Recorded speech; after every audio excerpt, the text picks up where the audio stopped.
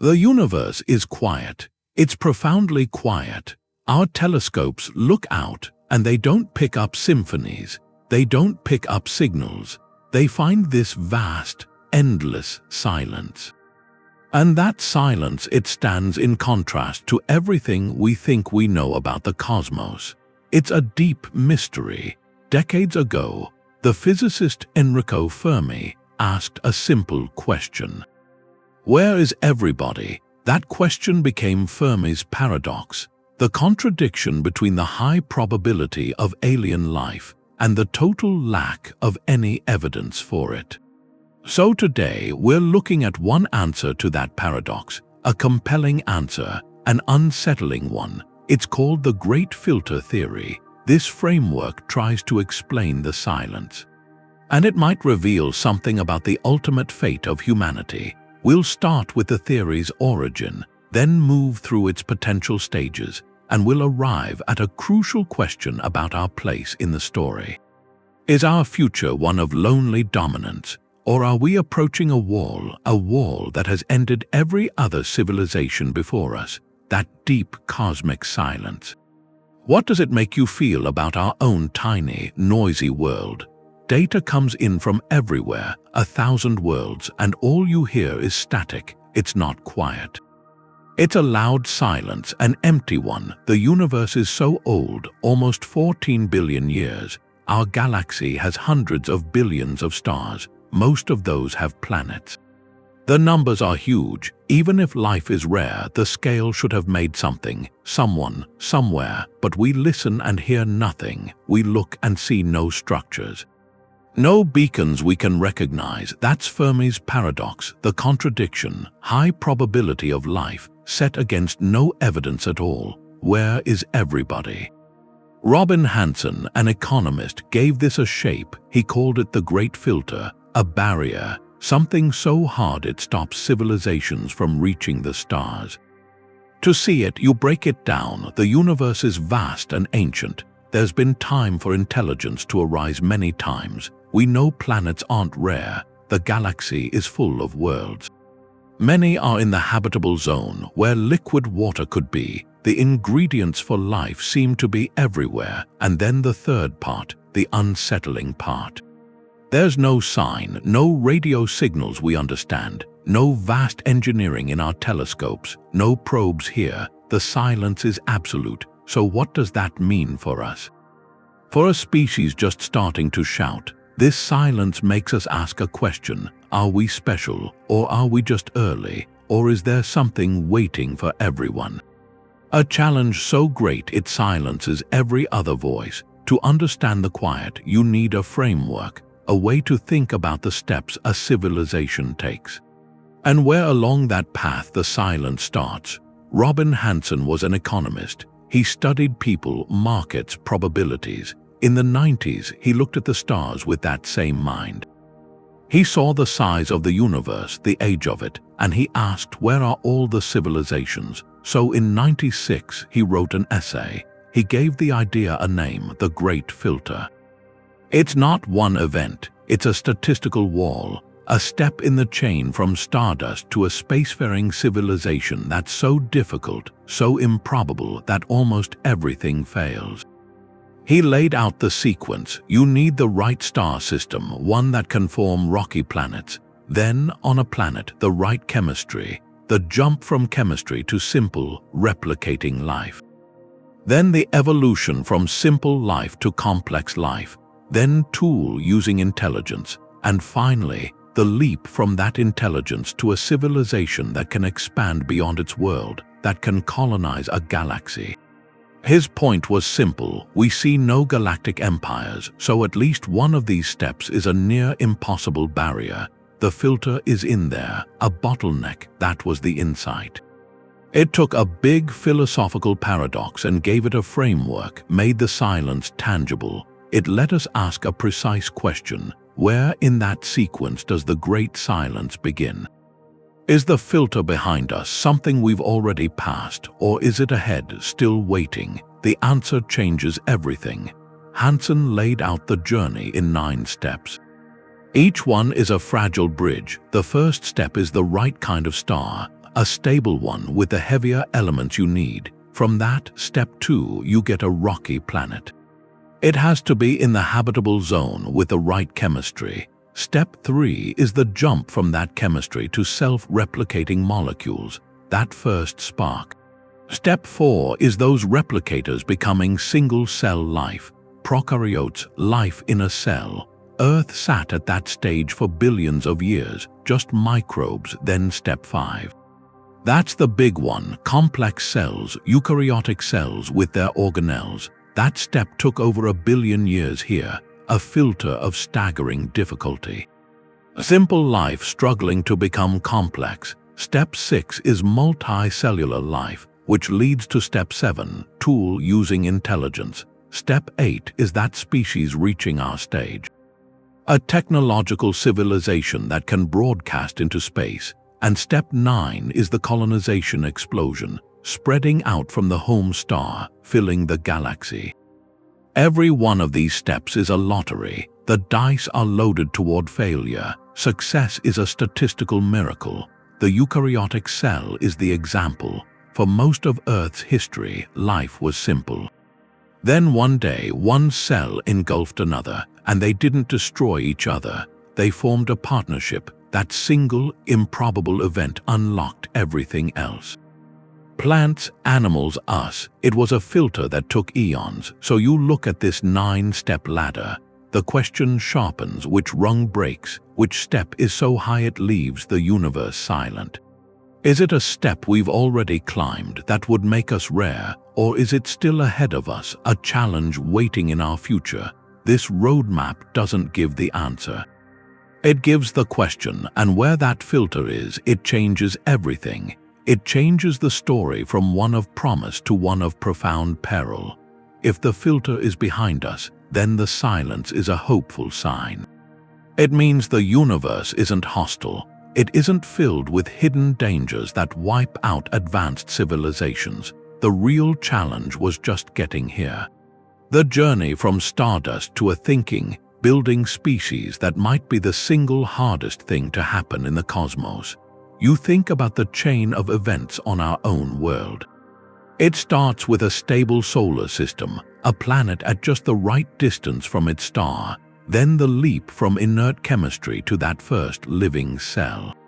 We still don't fully understand how that happened even once, and then life stayed microscopic for billions of years. The next huge hurdle was complex cells. Paleontologists point out this transition is one of the most significant, one of the most improbable in Earth's history. A simple bacterium was engulfed by another, and instead of being digested, it became a permanent resident. That partnership created the powerhouse of the cell, the mitochondria. That one fragile event unlocked the potential for every plant and animal that would ever exist. Then came the Cambrian explosion, a relatively brief period where life exploded into all these complex forms. But that explosion needed a precise set of conditions: rising oxygen levels, the right chemistry in the oceans. It wasn't guaranteed. It was a narrow window that life on Earth managed to leap through. And from there, countless other filters appeared, avoiding global ice ages that freeze the planet solid.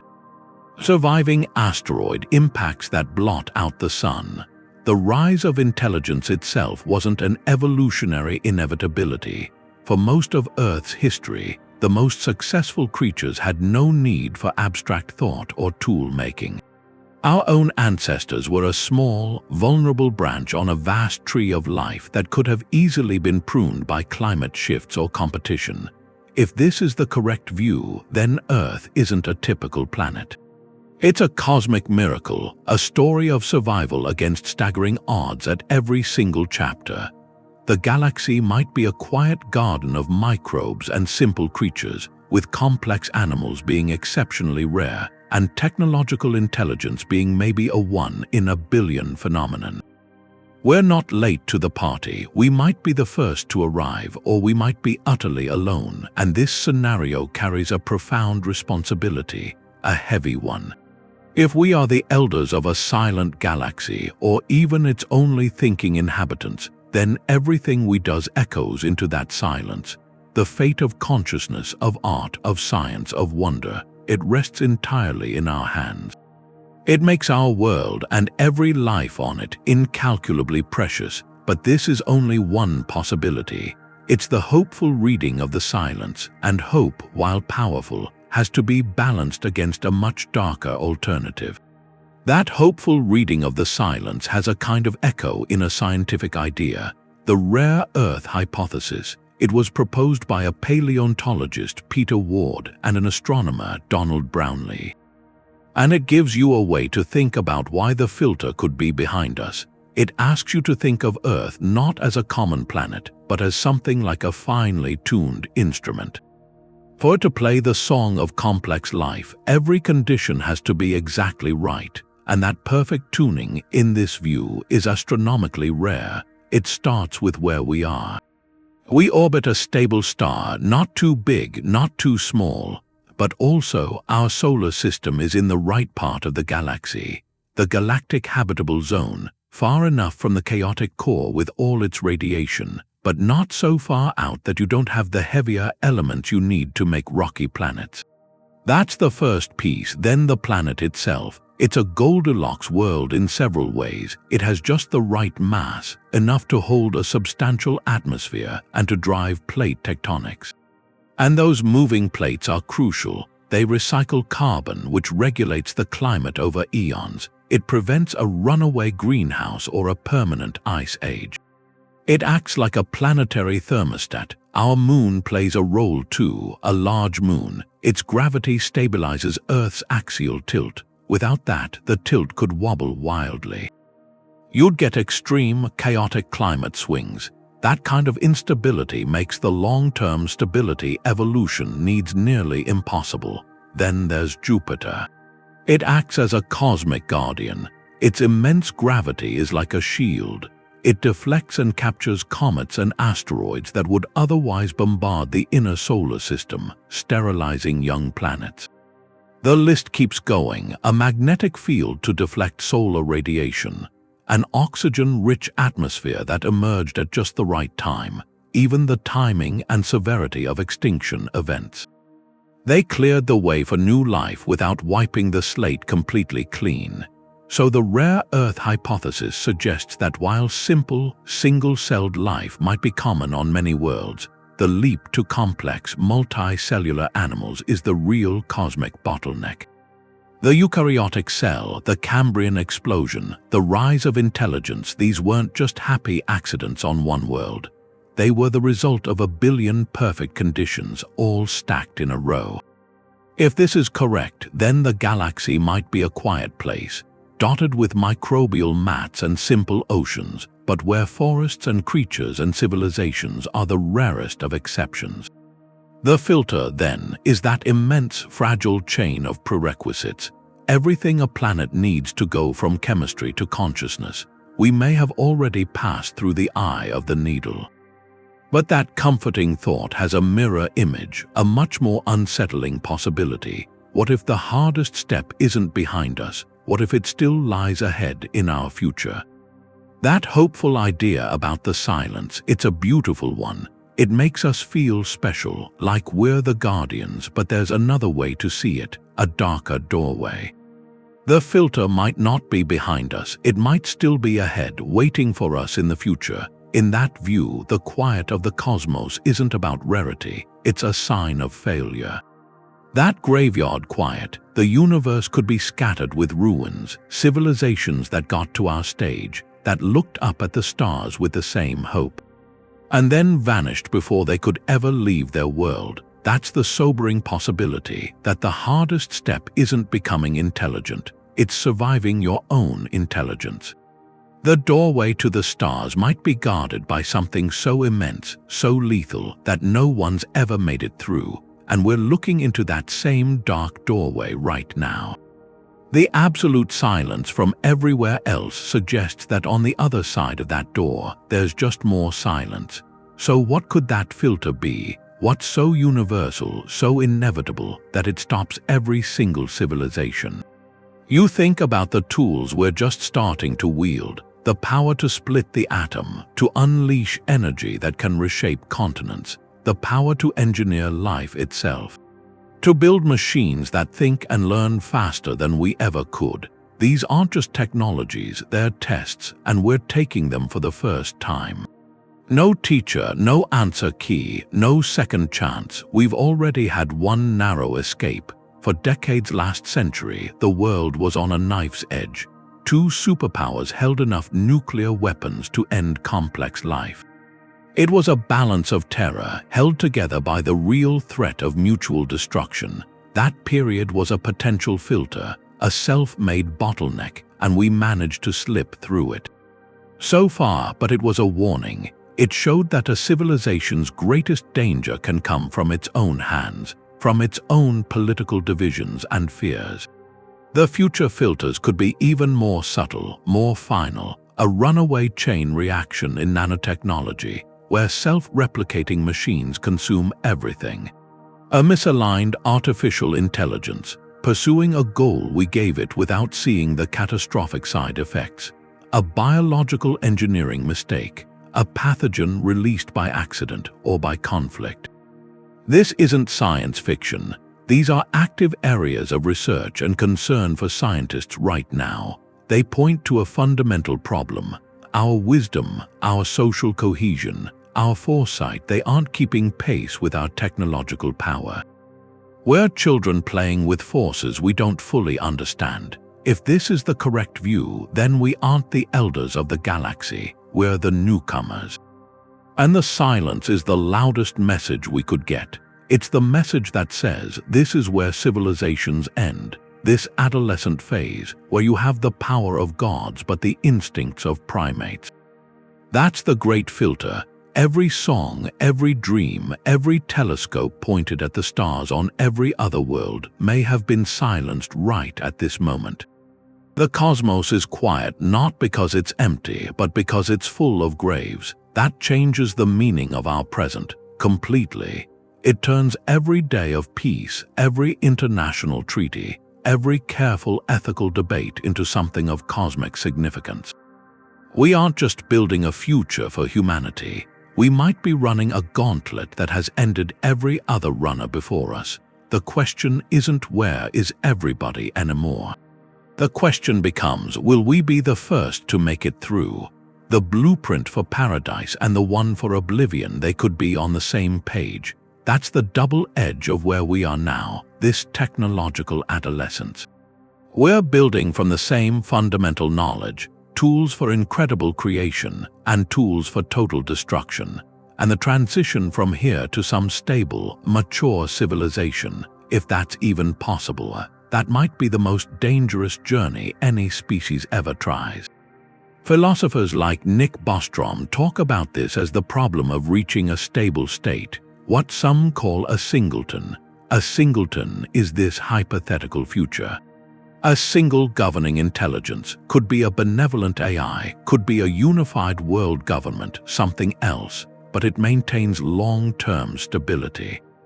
It prevents existential risks. The idea is, a mature civilization needs a safeguard, something to keep it from self-destructing, accidentally or on purpose, over thousands of years. But the path to that point, if it exists, is full of traps. It's the ultimate bottleneck. Take biotechnology. Right now, in labs, scientists are learning to read and edit the code of life. That power holds a promise, ending genetic diseases, growing new organs, solving hunger.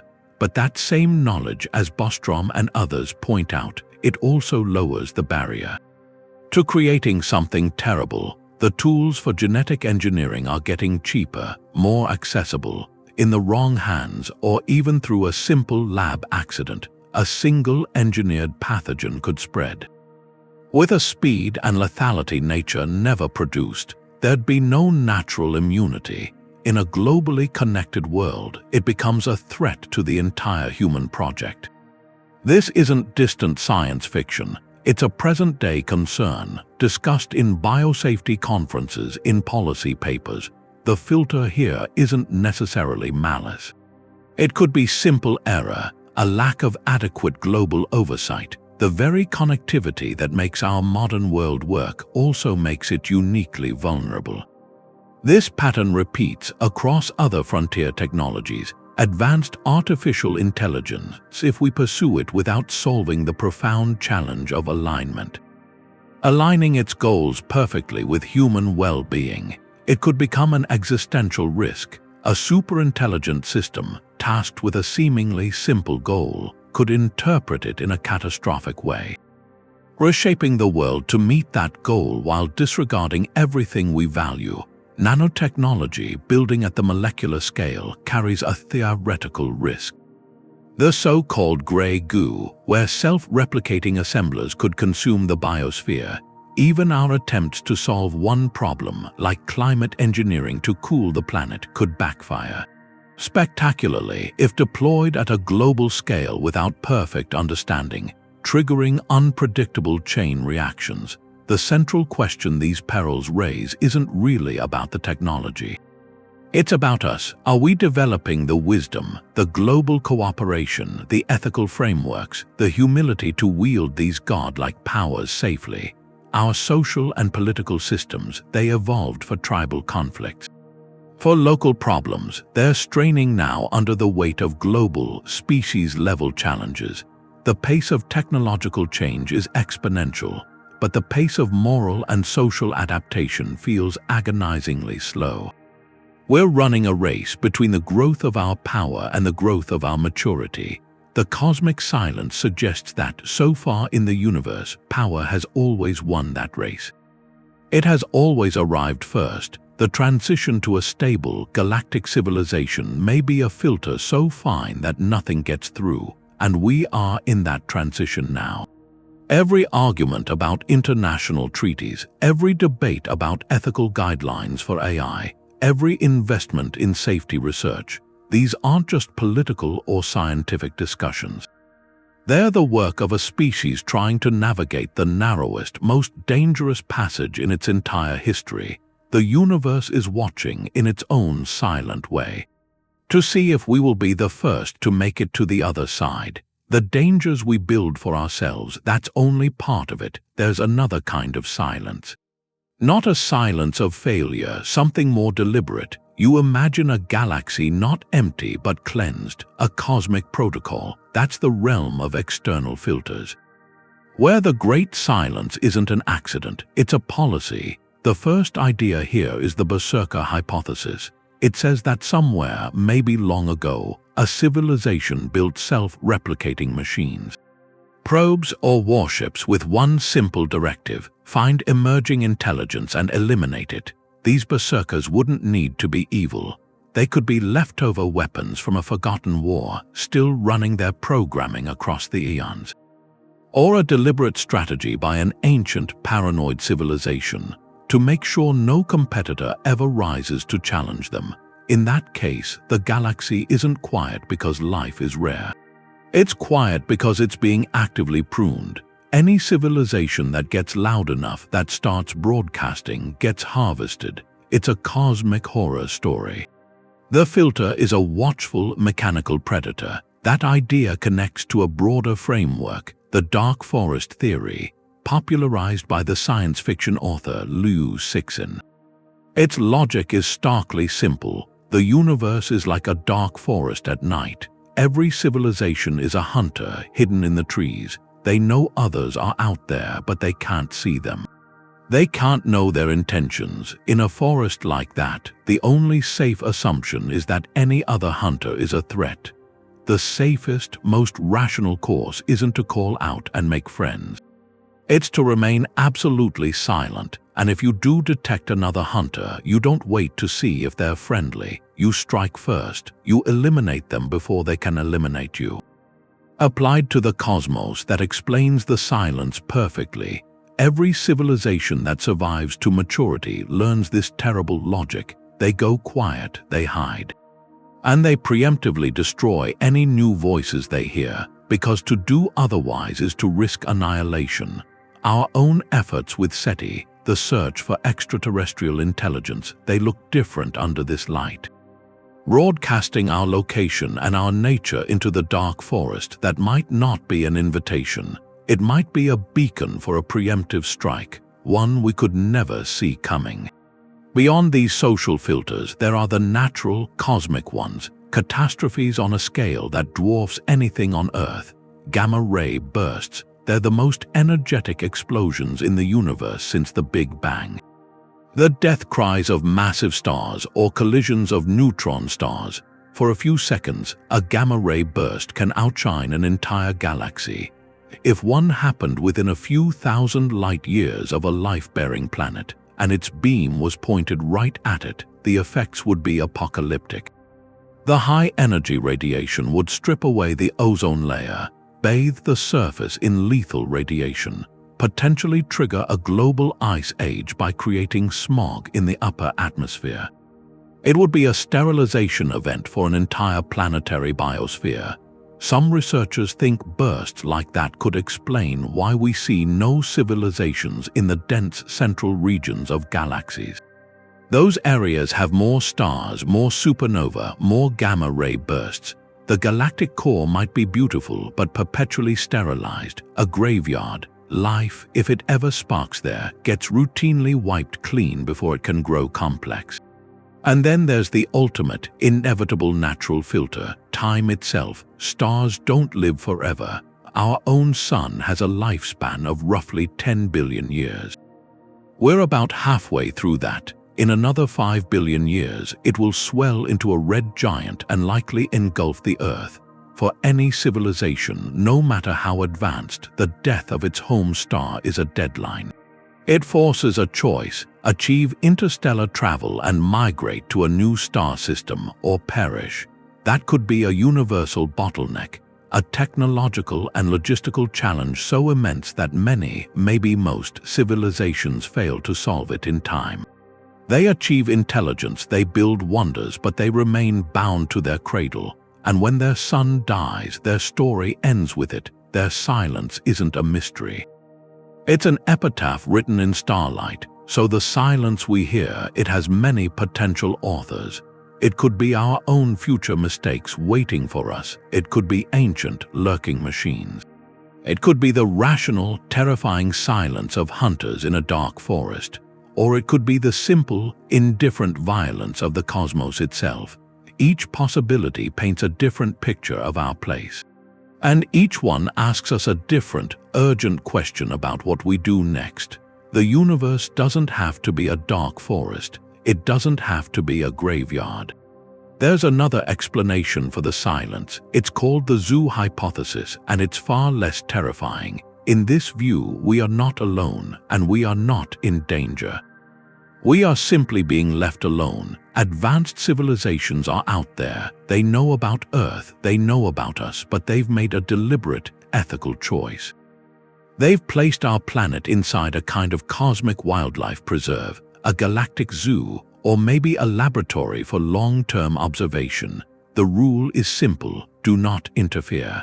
Let humanity develop on its own without outside influence. It's a prime directive of non-interference. Their motivation isn't malice, it isn't fear. It could be a profound respect for natural cultural evolution. They might see us as a unique record, a living record of how intelligence and society emerge from scratch. Intervening would corrupt that experiment, even with the best intentions. It would be like an anthropologist, after decades of study, walking into an uncontacted tribe and giving them smartphones. The culture, its natural trajectory, would be altered instantly, irrevocably, so the most ethical act is to watch from a distance, to listen but never to speak. To ensure our development remains authentically our own, this hypothesis turns the meaning of the silence on its head. The quiet isn't a sign of our impending doom. It isn't a universal threat, it's a sign of immense restraint, almost parental restraint, a sign that somewhere out there, civilizations exist that have moved beyond expansion and conflict. They've achieved a stable, mature ethics. They value preservation over conquest. They see a young, noisy civilization like ours not as a threat, not as a resource, but as something precious to be protected, even from themselves. Yet for all its apparent benevolence, the zoo hypothesis carries its own profound loneliness. A different flavor of cosmic isolation. If it's true, then we are not the masters of our fate, not in the way we believe. Our entire history has unfolded under the silent gaze of unseen observers. Every war, every discovery, every work of art, our struggles for meaning, our search for truth, are they truly ours, or are they just data points in a galactic database? It raises unsettling questions, questions about free will and autonomy on a species-wide scale. Are we living in a cage, no matter how beautifully crafted? The very act of being observed changes the nature of the thing being observed. We call it the observer effect, and if the hypothesis is correct, we have been under observation for our entire existence. This possibility also presents a strange paradox. If a civilization is advanced enough to hide its presence so perfectly, to enforce a non-interference protocol across light years, then their technology is indistinguishable from magic. Or from nature itself. Their probes could be everywhere, disguised as asteroids or cosmic dust. Their monitoring could be woven into the fabric of reality in ways we cannot begin to detect. The silence, then, is an artifact of their supreme skill. It is the ultimate camouflage. We look out and see nothing because they have decided that is exactly what we should see. So we are left with a choice between different kinds of quiet. Is the universe a dangerous place where shouting gets you killed, a place where civilizations die by their own hand? Or is it a carefully managed garden where young species are nurtured in silence until they are ready? Both answers explain the data, both fit the profound silence. But one offers a future of potential community, the other resigns us to a permanent, curated solitude. Perhaps the most haunting question isn't about them at all. It's about what their silence says in any form, what it says about the ultimate fate of curiosity. Does reaching the stars mean you finally stop talking? The most unsettling filter might be one we can't see, the silence of space. It might not be a barrier, it might be a feature, a design choice. This takes us past telescopes, past radio signals, into philosophy. It asks us to consider that the universe we're trying to explore might not be the base layer. It might be a construct, and in that construct, the great silence isn't a mystery. It's part of the programming. That's the simulation hypothesis, formalized by the philosopher Nick Bostrom. His reasoning starts with a few assumptions. That a sufficiently advanced civilization would have immense computing power, that such a civilization might run detailed simulations of its own past. Ancestor simulations to study history or entertain themselves, or for reasons we can't fathom. If one civilization reaches that stage, and if they run many simulations, then the number of simulated minds would vastly outnumber the minds in the original, base reality. Statistically, then, we are far more likely to be inside one of those simulations. Now apply that to the great filter. From this meta perspective, the filter might not be about surviving war or building starships. It might be about reaching the capability to create a stable, believable simulated reality. A civilization that achieves this might become absorbed by its own creations. Why colonize a physical galaxy, slow and dangerous, when you can create entire universes in your computers? Universes you can shape and explore in an instant. The ultimate act of a mature civilization might not be expansion outward, but creation inward. They turn away from the stars, they dive into simulated experience. The physical cosmos is left behind, quiet and empty, because all the interesting action has moved to a higher layer. From our perspective, inside what might be such a simulation, this explains things. The eerie fine-tuning of the universe's constants that allow for life, that's not a miracle. It's the simulation parameters being set for interesting complexity. The Fermi paradox, the profound silence, it's simple. The simulation only renders what is necessary. It doesn't simulate a galaxy full of other civilizations because that's a waste of processing power. Or perhaps we are in a simulation designed to study a solitary civilization, a control group. The silence is the null result the researchers are looking for. This idea challenges the very premises of our search. We are looking for physical evidence in a reality that may not be fundamentally physical.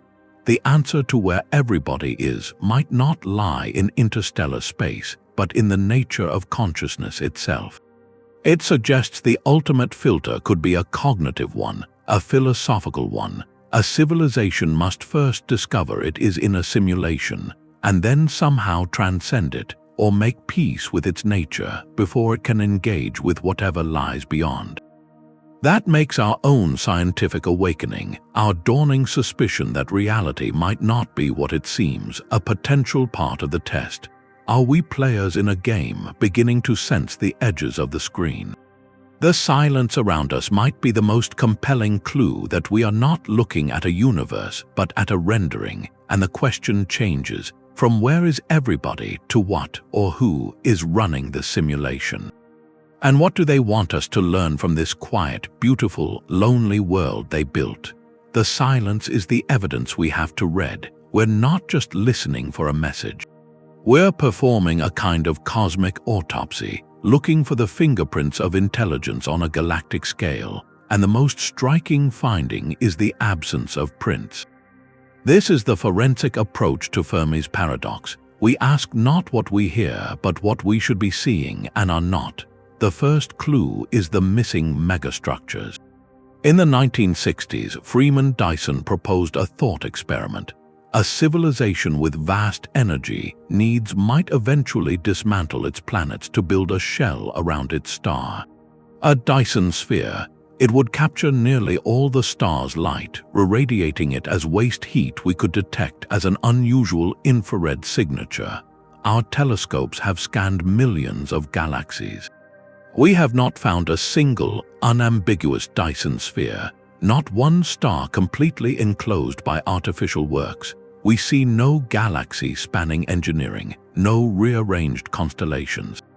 The universe on its largest scales looks natural and untouched. The second clue is the empty neighborhood.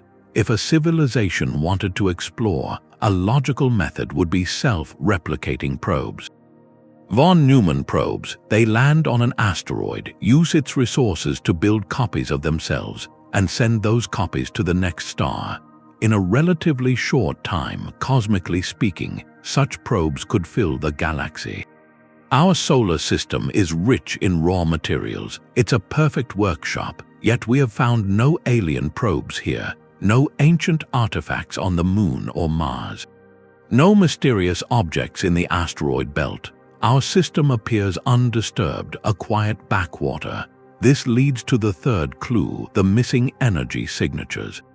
Advanced civilizations would use immense amounts of power. That energy use would leave a mark on the interstellar medium. It would create what some researchers call a Fermi bubble, a region of space where the background radiation or chemistry is altered by industrial activity. We see no such bubbles. The galaxy's energy budget appears to be entirely natural, driven by stars and nebulae, not by intelligence. This forensic silence creates a powerful logical tool. We can call it Schrödinger's filter. The idea is that the absence of evidence when we know precisely what to look for is itself a profound data point. We look for Dyson spheres and see none. That absence tells us something.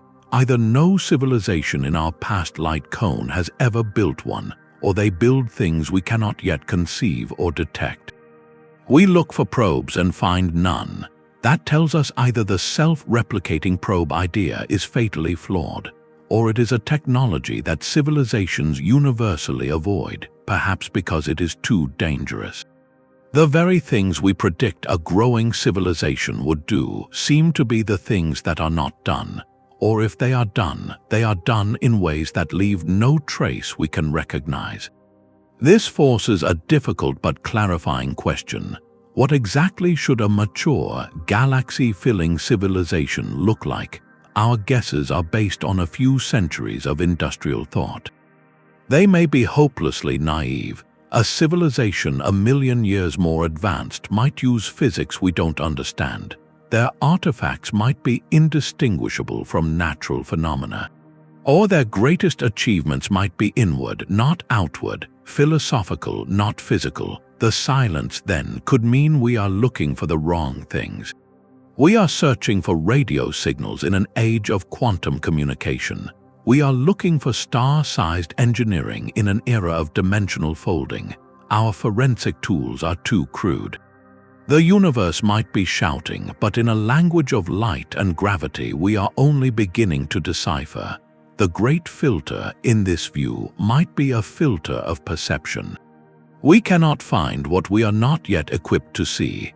Frank Drake wanted to turn the silence into a math problem. He wrote an equation on a chalkboard in 1961.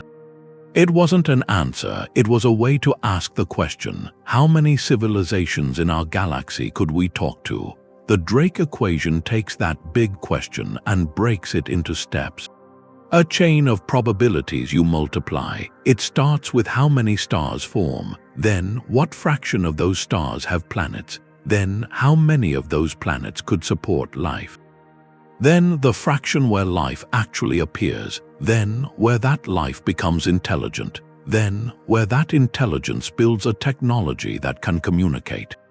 And then the last factor, how long that kind of civilization lasts, how long it broadcasts signals into space. Each factor is a door, and behind most of them we're just guessing. In 1961, they were guessing wildly for the first few, but now we have data from the Kepler Space Telescope and others. We know planets aren't rare.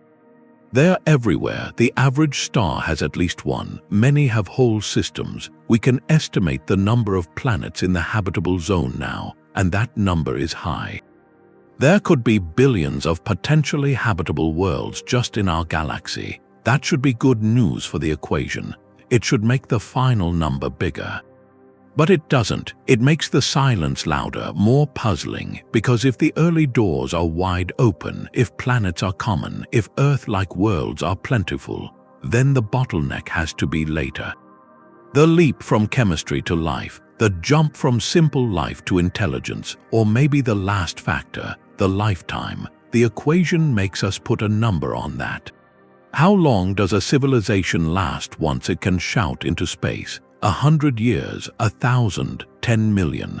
Our own civilization has been detectable for just over a century. A blink. If that number L is usually small, if civilizations flame out quickly, then the galaxy is quiet because everyone is already gone. The great filter, in the language of the equation, is the crushing weight of improbability in one of those steps. It's the statistical wall that makes the product of all those terms a very small number, maybe even one, just us. The power of the equation is its honesty. It shows us where our ignorance is. It points to the exact steps where our optimism hits the wall of silence. We filled in one blank with a surprisingly big number. Planets are abundant. And yet the answer from the cosmos is still zero. No signals. So our estimates for one of the other factors must be catastrophically wrong.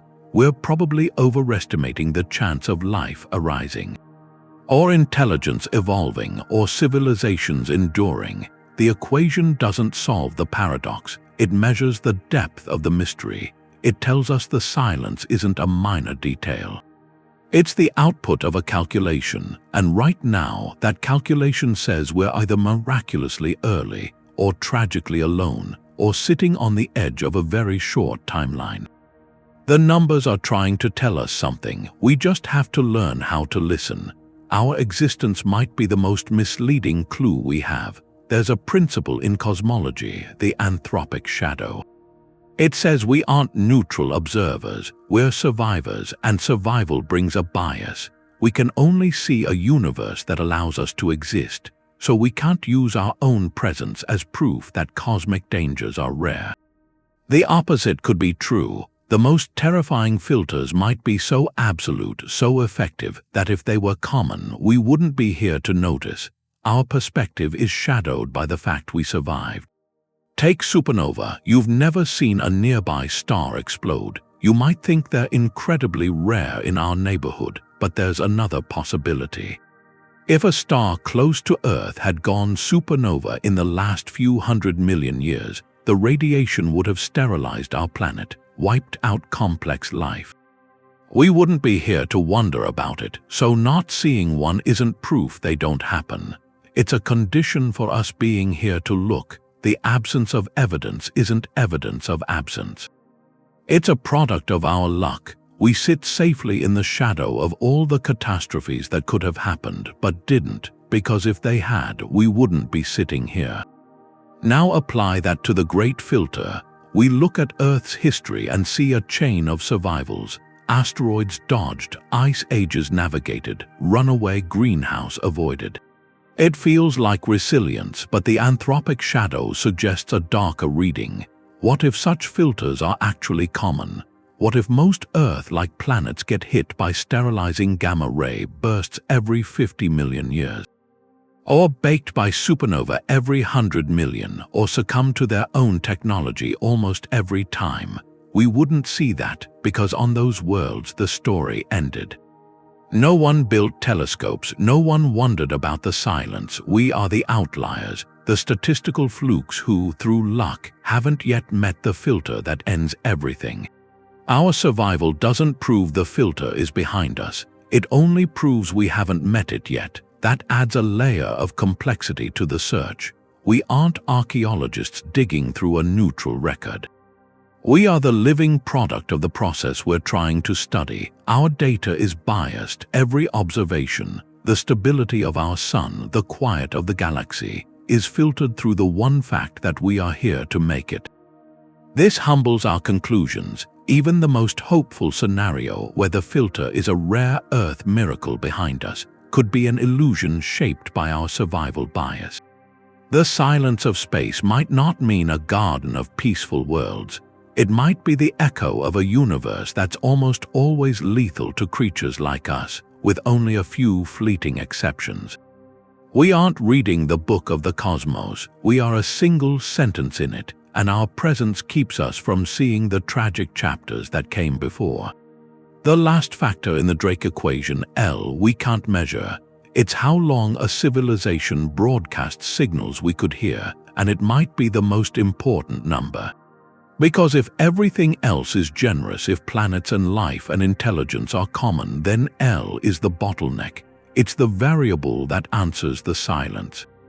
And the terrifying possibility is that L isn't large, it's tragically small. Civilizations in this view aren't enduring empires, they're cosmic fireflies. They flash into brilliance for a brief moment, a few centuries, a few millennia, and then they go dark. The galaxy might be filled with the afterimages of those flashes, but we're living in the quiet between them. Think about our own story. We've been a detectable civilization for about 120 years, since the first radio transmissions escaped our atmosphere. In the timeline of our species, that's a blink. In the timeline of our planet, it's less than a blink. If we vanished tomorrow, that would be our L, 120 years. A tiny, bright spark in the dark, and if that's typical, then the galaxy is quiet for a simple reason, a heartbreaking reason. Everyone's light has already gone out. The Great Filter isn't a single event. It's the fleeting nature of the noisy phase. It's the statistical reality that civilizations don't last long enough to find each other. They rise, they shout into the void for a geological instant, and then they're gone. Either by their own hand through conflict or resource collapse, or by a natural catastrophe they couldn't avert. The universe may be a graveyard of such brief, beautiful flashes, but there's another interpretation of a short L, a less tragic one. It's called the brief window hypothesis.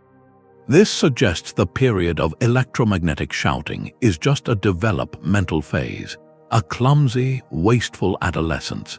A civilization might use radio and television broadcasts for a few hundred years as it first gains technology. But that phase is inefficient. The signals are weak, they spread in all directions, they fade into the background noise of the galaxy. as a civilization matures, it would likely abandon such primitive methods. It would move to more focused, efficient, and undetectable technologies, perhaps communication with tightly focused laser beams or quantum entanglement. Or something we haven't yet imagined. Their infrastructure would become compact, their energy use optimized, leaving no wasteful heat signatures for our telescopes to find. From our primitive vantage point, they would simply disappear. They graduate from the nursery of radio waves into a silent adulthood. This leads to a thought. A profound one. The galaxy might not be dead. It might be mature. We could be the noisiest thing in our sector, not because we are advanced, but because we are the toddlers. Everyone else has learned to whisper, or they've turned their attention entirely inward. A civilization 1,000,000 years more advanced might find the exploration of inner space of consciousness, of simulated realities, of art and experience infinitely more rewarding than the slow, physical colonization of stars. Their greatest achievements might be philosophical, not physical. Their legacy might be one of quiet contemplation, not noisy expansion. In that case, L is short not because civilizations die, but because they evolve beyond the need to broadcast. The silence is a sign of success, not failure. These two possibilities, the tragic flash and the quiet graduation, create a loneliness, a strange kind of loneliness. They suggest we might be profoundly out of sync with the rest of the cosmos. If civilizations flash and die, then the galaxy could have been a lively place 1,000,000 years ago, or will be 1,000,000 years from now. We just happen to be living in a quiet moment between bursts of cosmic conversation. If civilizations graduate to silence, then we are living in a galaxy full of elders who have long since stopped talking to the children. In either case, we are alone in the chatter of our own adolescence, listening for an echo that may never come, or that has already faded into a silence we are not yet wise enough to understand. The deepest filter might not be about destruction, it's about change. Think about a caterpillar. It lives its whole life on leaves, it's stuck on one plane.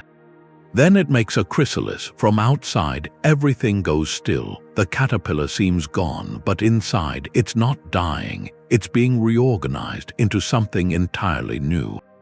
It emerges as a butterfly. It has wings now, a new perspective. It leaves the leaf world behind. It doesn't look back. That old world doesn't mean anything to what it's become. This idea guides something called the Transcension Hypothesis. It says the great filter isn't a wall, it's a doorway, a transition, peaceful, inevitable. Every advanced civilization goes through it, and they leave the physical universe quiet behind them. The core idea is this: the final goal of intelligence might not be to conquer the stars, but to transcend them. As a civilization advances, its most valuable resource isn't space or stellar energy. It's consciousness, the quality of experience. The depth of thought, the complexity of art. At a certain point, interstellar travel seems slow, dangerous, a vast emptiness. It becomes a distraction, a waste, so the civilization turns inward. It learns to engineer reality at the most fundamental level. It might upload its collective consciousness into a protected substrate, a virtual universe of its own design, where the laws of physics are choices, not constraints. In this inner cosmos, they could experience eons in an instant. They could create realities of infinite beauty, exploring mind and mathematics in ways the physical cosmos never could. Where would they go? The hypothesis suggests extreme places. A black hole, for instance, it's not just a pit. To a physics we don't grasp, its event horizon might be a boundary of immense computational potential. Theorists like John Smart propose that advanced civilizations might use the space-time curvature of black holes as natural supercomputers. They could harness the energy of spinning singularities to power their inner worlds, or tap into the fabric of space-time itself, using dark energy as a source. To us, these would look like natural cosmic features, we wouldn't see the civilization. An ant on a leaf can't perceive the butterfly that was once there. They ascend into a realm we can't access. We can't detect it with our tools. This changes the meaning of the cosmic silence. The universe isn't a graveyard, it's a nursery, a launching pad. Consciousness evolves beyond its biological cradle. The filter isn't something to fear. It's a developmental stage, like metamorphosis. Every civilization that makes it past its technological adolescence doesn't die, it graduates. It leaves the classroom of the physical galaxy. That offers a positive answer to Fermi's paradox. Where is everybody? They've moved on, they've transcended, they are all around us in the fabric of reality. But operating on a level we can't perceive. Yet this positive spin has its own isolation. If it's true, then the universe is silent because everyone who matters has left the conversation. We are like children left alone in a vast house, shouting for parents who have grown up and moved away. Our efforts to find signals to build starships might be naive. The real destiny of intelligence isn't spreading across the galaxy. It's leaving it behind. That puts humanity in a poignant position. Are we destined to also turn inward and vanish, to become butterflies leaving no trace for the caterpillars after us? And if so, does that make our struggles, our art, our science, just the larval stage of something greater? Or is it the most beautiful part of the story? The ultimate patience might not be about moving inward. It could just be waiting. A civilization masters its world, harnesses its star, and then it faces a choice. It can expand now, using energy in this warm, wasteful universe, or it can pause. It can go to sleep for billions of years. That's the Aestivation Hypothesis. It's not a universe of graves or graduates. It's cosmic hibernation. The logic comes from the physics of computation, thinking, processing information. That takes energy. And that energy becomes waste heat. Our universe now has a background temperature around -450 degrees. That waste heat is relatively easy to dissipate here. But it still limits how much thinking you can do before you overheat your environment. Then you look far ahead, trillions of years. The universe keeps expanding and cooling. The background temperature plunges toward absolute zero. In that profoundly cold cosmos, the same energy could power vastly more computation. The waste heat could be radiated away with incredible efficiency. For a civilization that wants knowledge, art, experience, that future is the computational paradise. It's the most efficient time to be awake, so why stay awake now? Why burn energy at a premium when you could achieve infinitely more later? The hypothesis says advanced civilizations would realize this. They'd enter Aestivation, a deep technological hibernation. They'd power down their expansive activities, convert their resources into durable, low-energy storage. They'd become like seeds or bears in a cave, waiting out the long summer for the cool winter to come. Their probes would stop, their broadcasts would cease. The galaxy falls silent, not from failure, from a supreme, patient strategy. Every intelligent entity is just saving its energy for the best possible time to use it. That reframes the search. We're not looking for civilizations in their active phase. We're living in the cosmic afternoon, and everyone else has decided to take a very, very long nap until nightfall. The structures they might leave would be minimal, designed for longevity over eons, maybe disguised as dormant asteroids or quiet brown dwarfs. Their great works aren't monuments in space. They're countdown timers in the dark. What does that say about success? On a human timescale, success is growth, noise, expansion. On a cosmological scale, success might be patience, conservation, timing. A civilization that aestivates isn't a dead end. It's the ultimate planner, playing a game whose moves are measured in billions of years. Its ambition isn't to fill space. It's to master time, to wait for the universe itself to become the perfect computer. In this view, the silence is the sound of the universe holding its breath.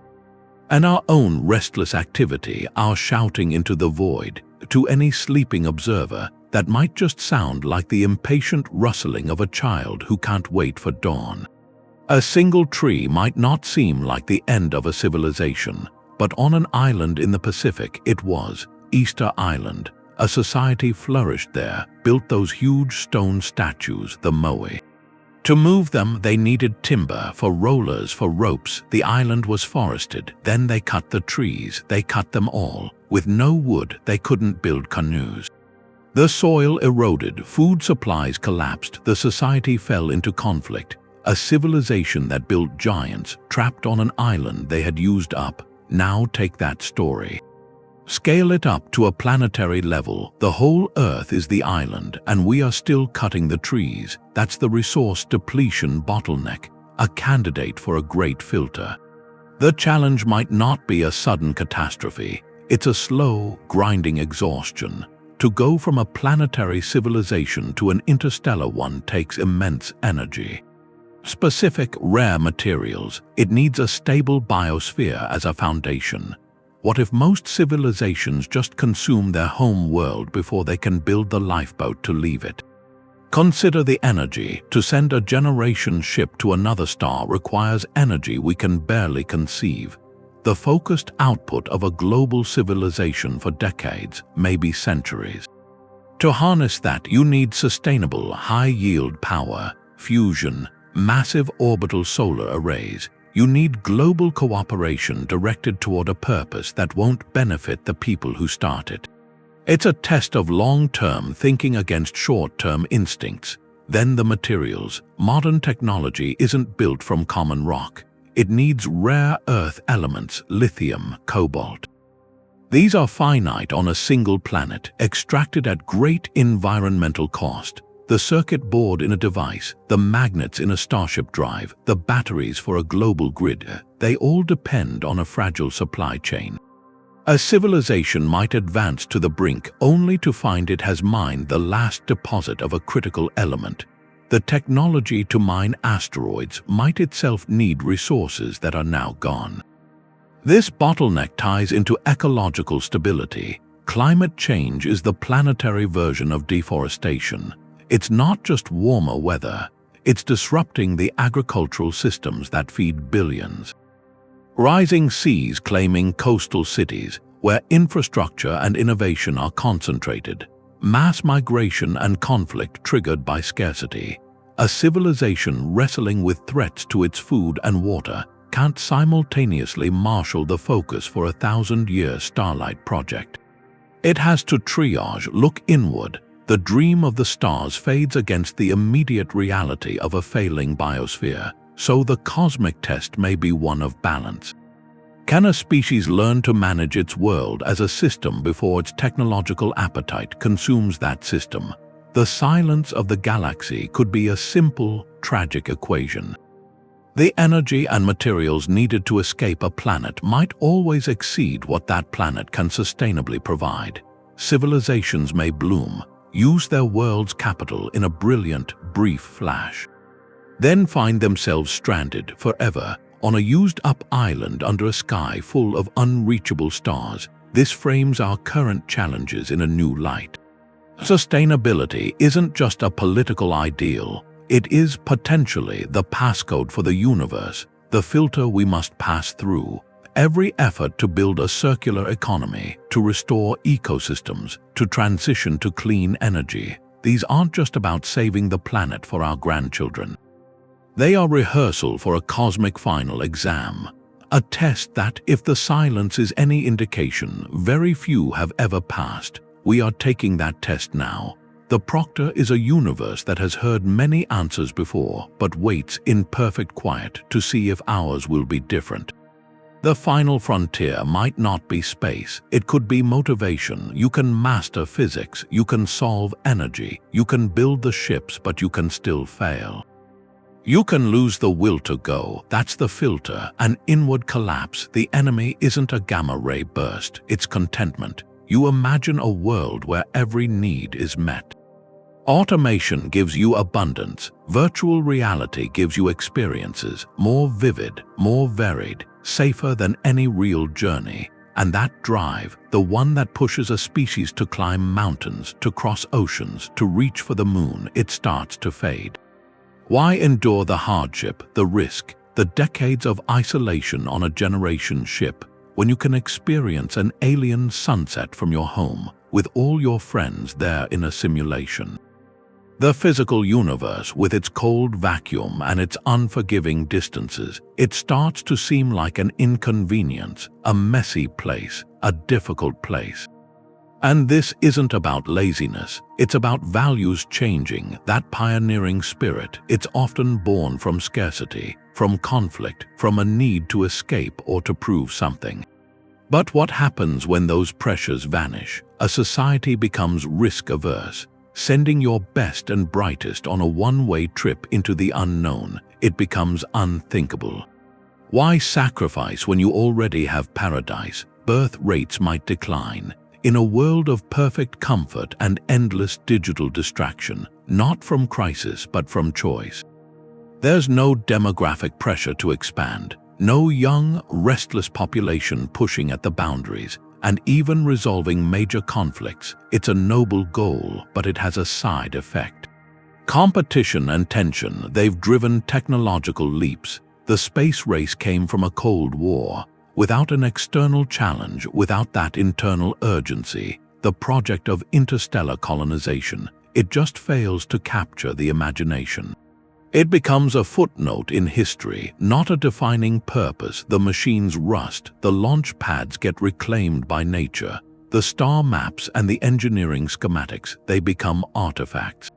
Studied by historians of an ambitious age, not by engineers building a future, the civilization doesn't die in fire. It settles into a gentle, endless afternoon in its digital garden. It turns its genius inward, crafting ever more perfect inner worlds, while the outer world, the real, physical galaxy, it slowly slips from concern, the great silence. Then, it's not the silence of graves. It's the quiet hum of a billion worlds, each lost in its own beautiful dream, having forgotten how to look up. The filter isn't something that kills a civilization. It's something that convinces it to stop growing, to stop wanting more, and in a universe that demands immense, sustained desire to cross its voids, that may be the most subtle barrier of all. The galaxy is old, 13 billion years old. It's this huge, slow wheel of stars, and then you put humanity next to that. Our species, the way we are now, has been around for maybe 200,000 years. And the part that can build radios, that's just the last century. If you took the whole history of the galaxy and squeezed it into a single day, our entire technological age would be less than a blink. At the very end, that scale, that difference, it's not just a number, it's the reason for the silence. We're isolated in space, sure, but we're isolated in time. Civilizations could come and go, millions of years apart. They're like ships on this huge, dark ocean. One ship lights a lantern just for a moment, and then it's gone. A million years later, another ship appears somewhere else. It shines its light. They never see each other. The light from the first ship is still traveling, long after that ship has turned to dust. It's crossing the empty ocean. The galaxy could be full of ghosts like that. Their signals, their stories, still moving at the speed of light, but through so much space that the message arrives as a whisper.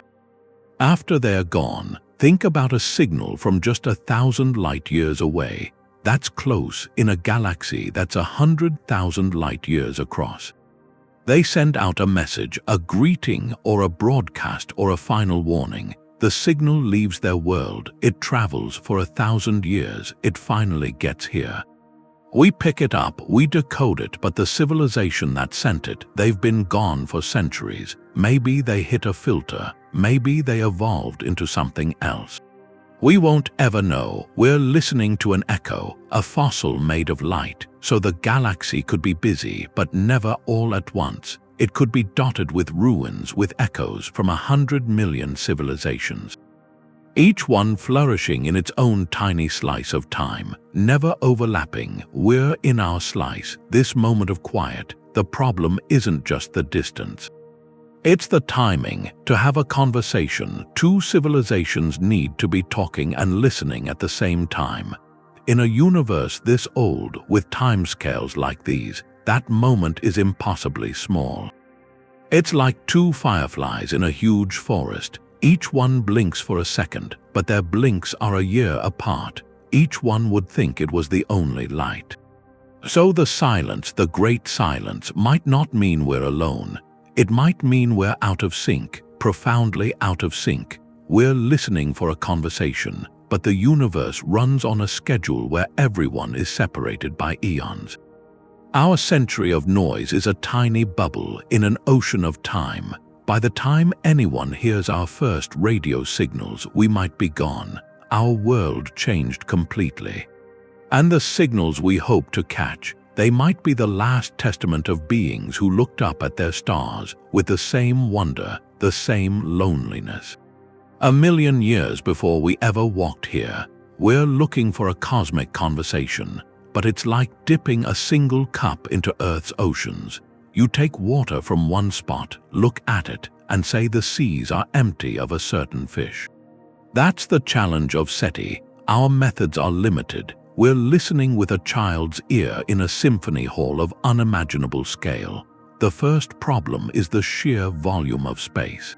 Our radio telescopes can only point at one tiny fraction of the sky at a time. It's a needle in a haystack search, and we've only examined a few strands of hay. We've listened to a minuscule percentage of the galaxy's stars, and only for brief periods. A civilization could be broadcasting a powerful signal, but if our telescope is aimed at the wrong star on the wrong day, we'd never know. Then there's the radio spectrum itself. Think of it as a vast piano with billions of keys. Our searchers have only listened to a few dozen of those keys. Specific frequency bands we think are quiet or significant, like the hydrogen line. But what if their chosen channel is one we've never tuned to? Their signal could be washing over Earth right now on a frequency we ignore. And we assume they'd use powerful, omnidirectional radio broadcasts like our early television signals. But a mature civilization would likely use more efficient, focused methods. A tightly beamed laser or microwave transmission, like a cosmic spotlight, would be undetectable unless we happen to be standing precisely in its narrow beam. We're listening for a shout in a forest, but they might be whispering directly into each other's ears. This leads to a deeper conceptual barrier, something researchers call xenolinguistics. The study of a language we've never encountered. Their entire mode of communication might be in a form we can't yet conceive. Our technology is built on electromagnetic waves, radio, light. But their technology could be based on modulating neutrinos, those ghostly particles that pass through entire planets unnoticed, or they might use quantum entanglement. Sending information instantaneously across light years through linked particles. To us, that would look like nothing at all. It would be magic. We're searching for a letter written in ink, but the message might be written in the spin of electrons or the curvature of spacetime itself. Our search also carries a subtle assumption about time. We listen for continuous signals or deliberate beacons meant for new species. But what if communication between established civilizations is burst-based? A compressed packet of data sent once a century containing eons of knowledge. Our sporadic listening would almost certainly miss that brief, brilliant flash. Or consider archival messages. A civilization might leave a data-rich monument on a stable moon, a library waiting to be found, not a signal meant to be heard. So the profound silence we perceive may not be a statement about the universe.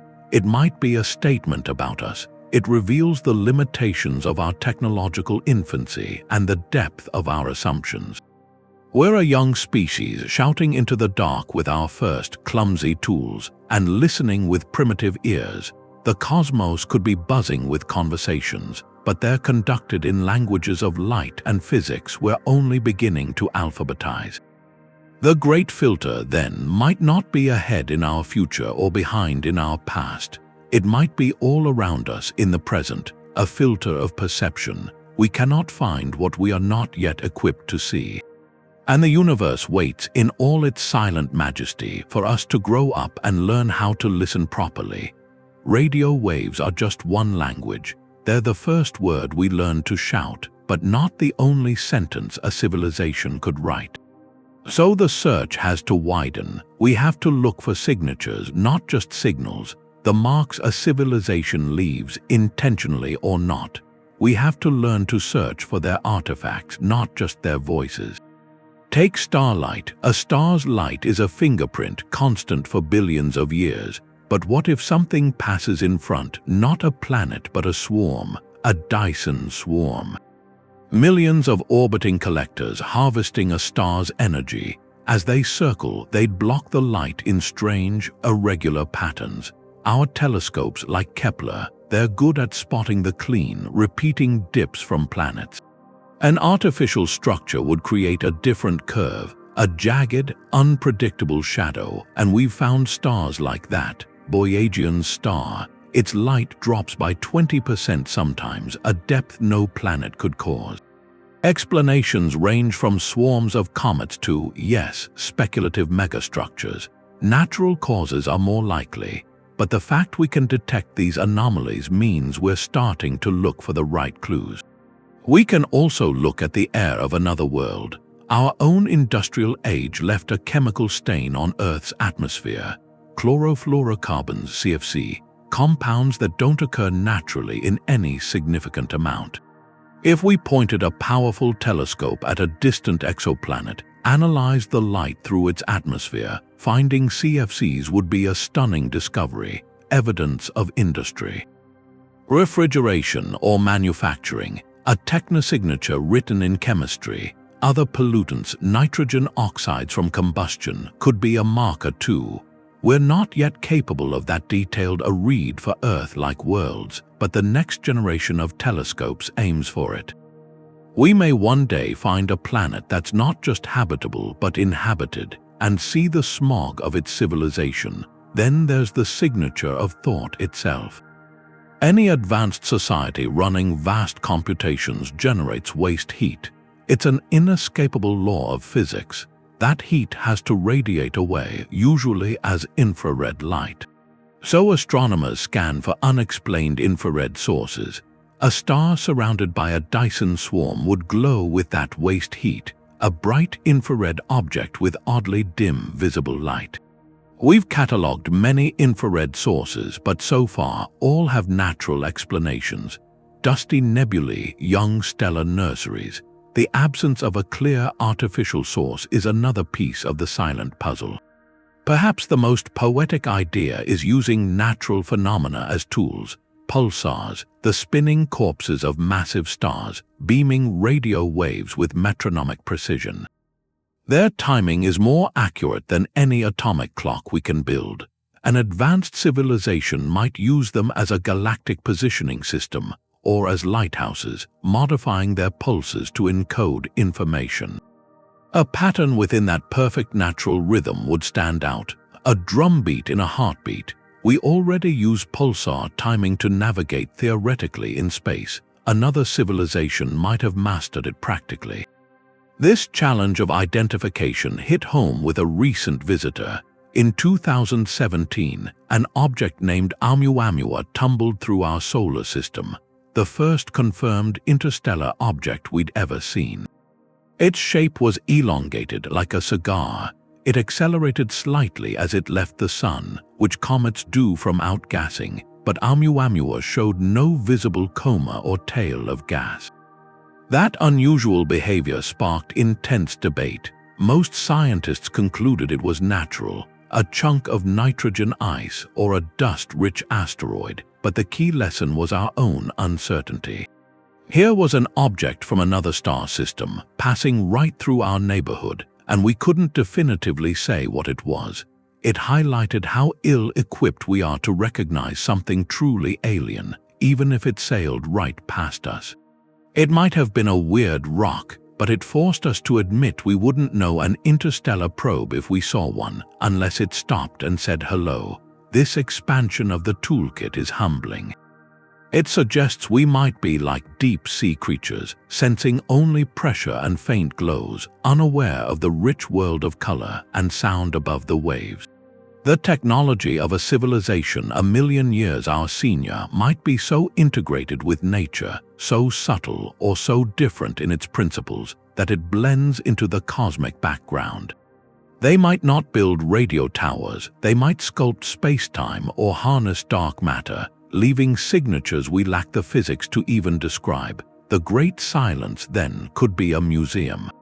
We stand before exhibits we cannot yet see, labeled in a language we have not yet invented. Our task isn't just to listen more carefully, but to learn to see in entirely new ways. The search for the filter is really a search for our own diagnosis. To find a microbe, even a fossilized one, on Mars or in Europa's ocean, that would be huge. It would prove life isn't a miracle unique to Earth, but within the great filter idea, that discovery has a chilling side.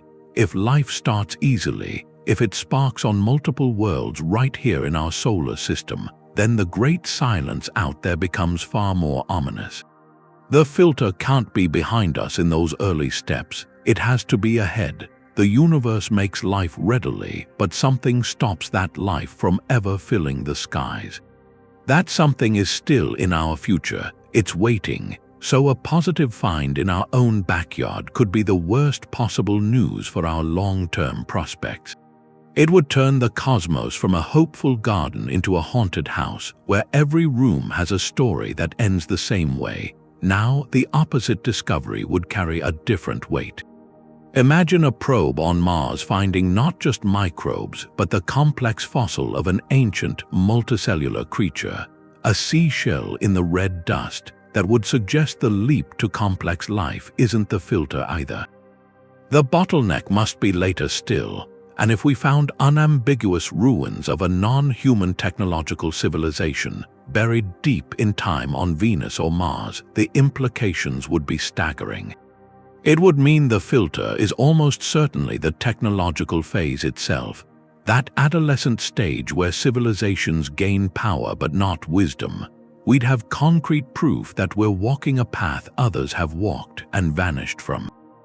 That knowledge would be a historical confirmation of our deepest fears. We're not special. We're following a script that, so far, has always ended the same silent way. This is the dual-edged sword of the search. The answer we find will redefine humanity's place in the cosmos, and not necessarily in a comforting way. It's like a patient getting tests for a mysterious condition. The diagnosis itself, good or bad, changes everything. Knowing the filter is ahead concentrates the mind with a terrifying clarity. Every global conflict, every short-sighted policy, every unaligned AI project stops being just a political or economic issue. It becomes a rehearsal for a final exam we now know is coming. That knowledge could forge an unprecedented global unity. A common cosmic threat might finally dissolve ancient rivalries, directing all our resources and ingenuity toward survival. The project of civilization would have a single, overriding goal: to be the first to pass through the eye of the needle. Yet that same knowledge could just as easily trigger despair or paralysis.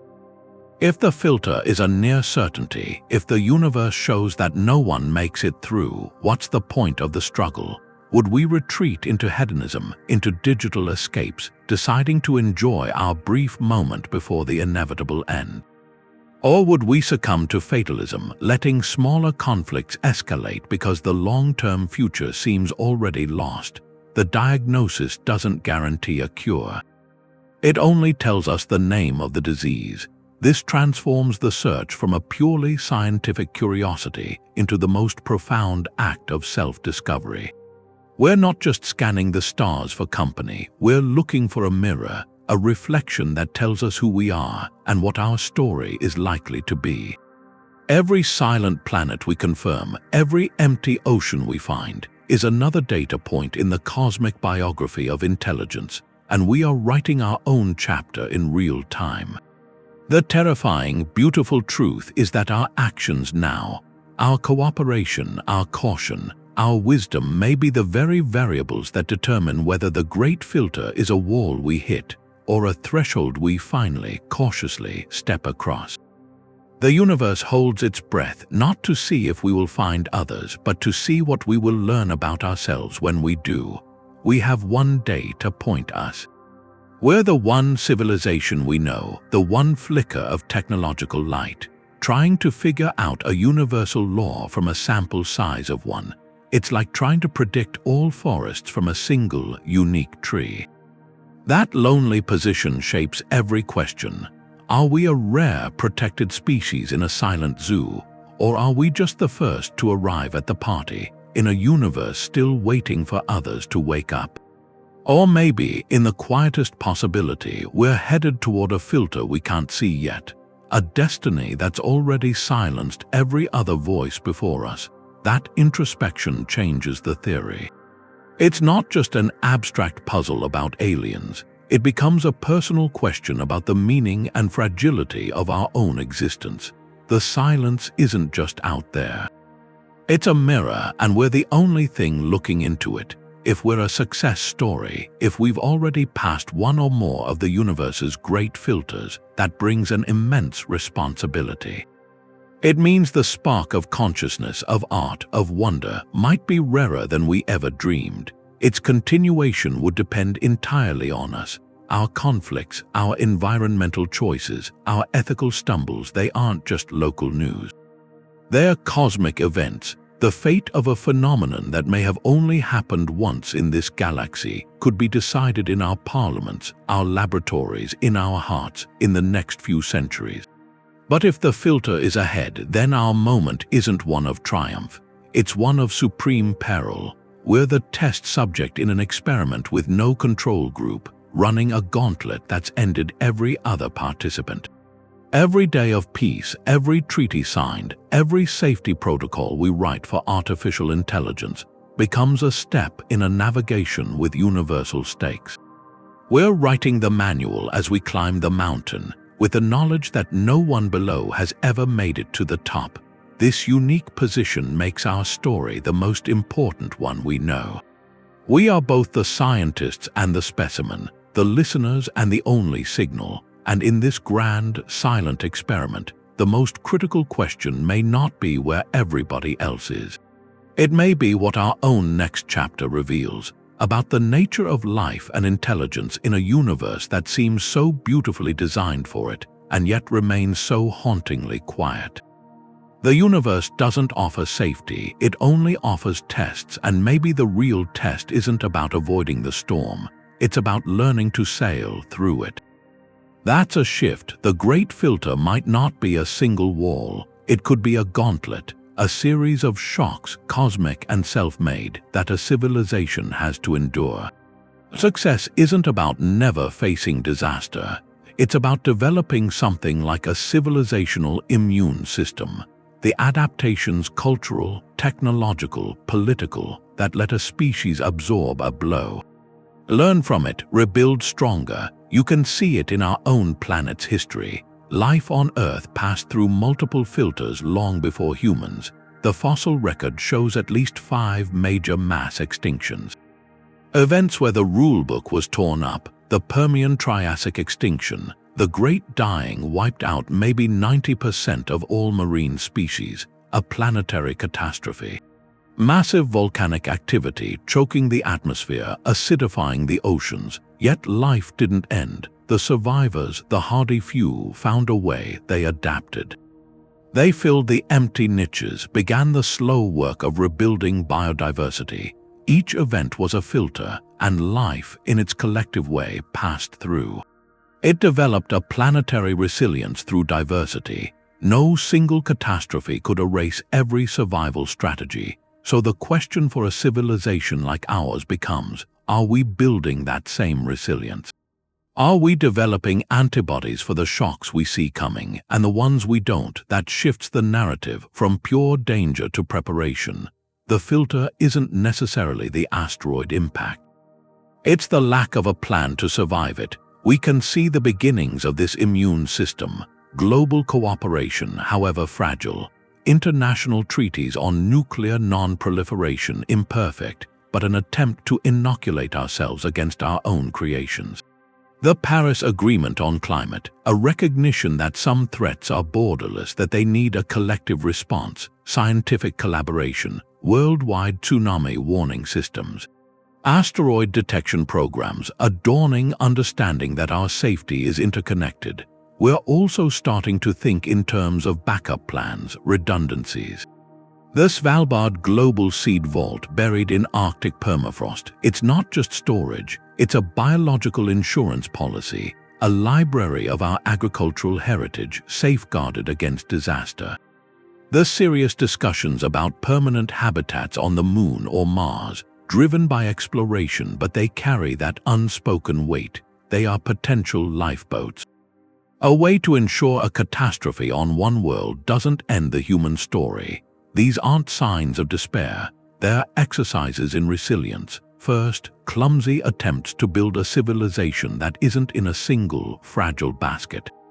The most critical part of this immune system, though, might be governance, social wisdom, cultivating a long-term perspective in our institutions and our cultures. Developing risk-aware leadership that can look past election cycles, past quarterly profits, to consider threats that unfold over decades or centuries. Can we create societies agile enough to respond to a sudden crisis, yet patient enough to invest against slow-moving ones, the gradual drift of a climate? The long-term buildup of space debris, this is the cultural software that has to be written to match our technological hardware. In this light, the great filter transforms. It becomes less about a specific apocalyptic event, more about a civilization's overall robustness, its capacity to endure. The cosmos may be a place where periodic catastrophes are inevitable. Gamma-ray bursts, supervolcanoes, interstellar objects on a collision course, a species that huddles on one world, all its eggs in one planetary basket, is playing a losing game over geological time. But a species that learns to cooperate globally, that spreads its presence, that invests in knowledge and safety, that learns to bend without breaking. That species might develop the resilience to pass through the gauntlet. The silence we hear then, it might not be the silence of failure. It could be the quiet concentration of those few civilizations who are too busy building their immune systems, fortifying their foundations, patiently ensuring their story continues, too busy to waste energy shouting into the dark, that profound quiet out there. It's not just a scientific question, it's a human one. The great filter theory forces a kind of reckoning. It holds up a mirror made of starlight and silence.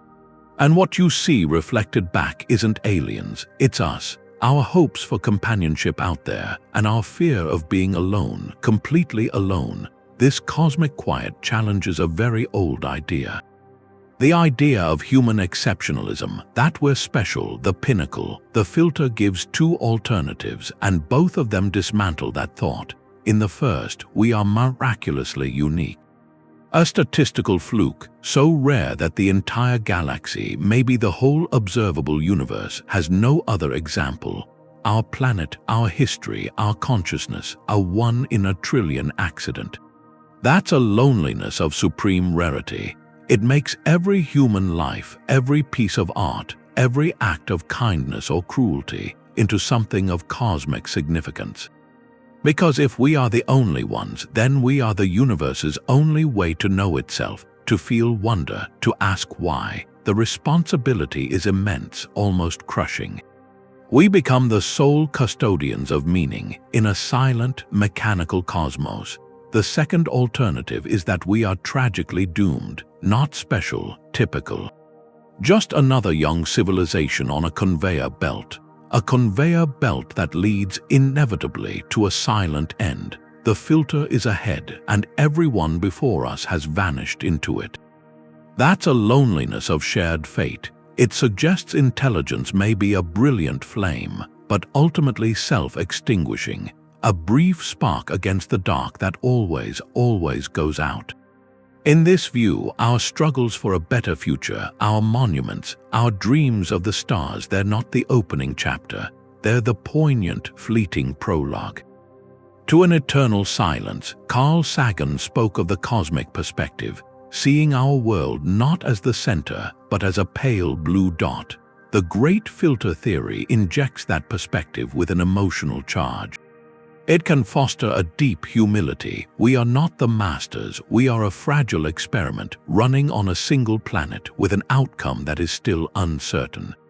Yet that same perspective can instill a fierce sense of preciousness. If we are alone, or if we are in a race against a silent fate, then this moment, this civilization, this biosphere, is more valuable than we can calculate. Every extinction we prevent, every conflict we resolve is a victory, not just for us, but potentially for the very idea of lasting intelligence in the cosmos. So we're left with a question one science can't answer. Does the silence make our existence more meaningful or more meaningless? If we are alone, does that elevate our story? Give our every action weight, or does it render our struggles absurd, performed for an empty theater of stars? If we are destined to be filtered out, does that make our temporary beauty more intense? More precious, like a flower that blooms for a single day? Or does it drain our efforts of purpose, if the end is already written in the silence of others? Maybe the answer isn't one or the other. Maybe the silence simply reveals that meaning isn't something we find out there in an answer from the stars. It's something we build right here in the face of the quiet. The great filter theory, for all its scientific framing, leads us back to the oldest questions. Not about them, about us. Who are we in this immense and quiet universe? And what will we choose to do with our brief, noisy, precious moment of light? We could stop listening for voices, start looking for bones instead. The silence might not be empty. It could be full of physical remains, the people who came before us. This changes the mission from communication to cosmic forensics, a new idea, astroarchaeology. We stop looking for living civilizations, we look for their ruins. We become archaeologists of the galaxy, sifting through space dust for fossils, fallen giants. Think of it like Earth. We don't just study living dinosaurs. We piece together their world from bones, footprints, chemical traces left in stone. The same principle applies to the stars, a dead civilization, one that hit its filter 1 million years ago, 1 billion. It might still leave a signature, a detectable one. Our telescopes wouldn't be receivers for a signal, they'd be scanners for a crime scene. The first place to look is around other stars. A Dyson swarm doesn't vanish when its builders are gone. The collectors, the mirrors, the habitats, they keep orbiting, but without maintenance they drift. They collide, they shatter. Over millennia they could form a thick ring. Irregular debris, not the clean shadow of an active swarm, a chaotic, dusty belt. Glowing with a strange infrared signature, the wasted heat of a long-dead machine civilization, radiating into the void. We already scan stars for unusual infrared excess. Finding one with no natural explanation, that could be our first fossil. Closer to home, our own solar system might be a museum. The asteroid belt, the Kuiper belt. The Oort cloud, these are the attics and basements of our neighborhood, filled with ancient, undisturbed material. An ancient interstellar probe could be drifting there right now. Its mission long over, a silent, cold artifact. We might have already seen it, dismissed it as just another rock. Remember Oumuamua, its strange acceleration sparked debate. Because we lacked the tools to say it was definitely natural, future surveys with better instruments could look for objects with impossible trajectories. Reflective surfaces too smooth, material compositions not found here. Finding one would be like an archaeologist on a desert island, stumbling upon a rusted pocket watch. Proof that someone else was here long ago. The search could even come home to Earth itself. Our planet is a layered record. Geologists already search for evidence of past asteroid impacts. They find layers of sediment rich in iridium, an element rare on Earth's surface but common in asteroids. That's how we identified the impact that ended the dinosaurs.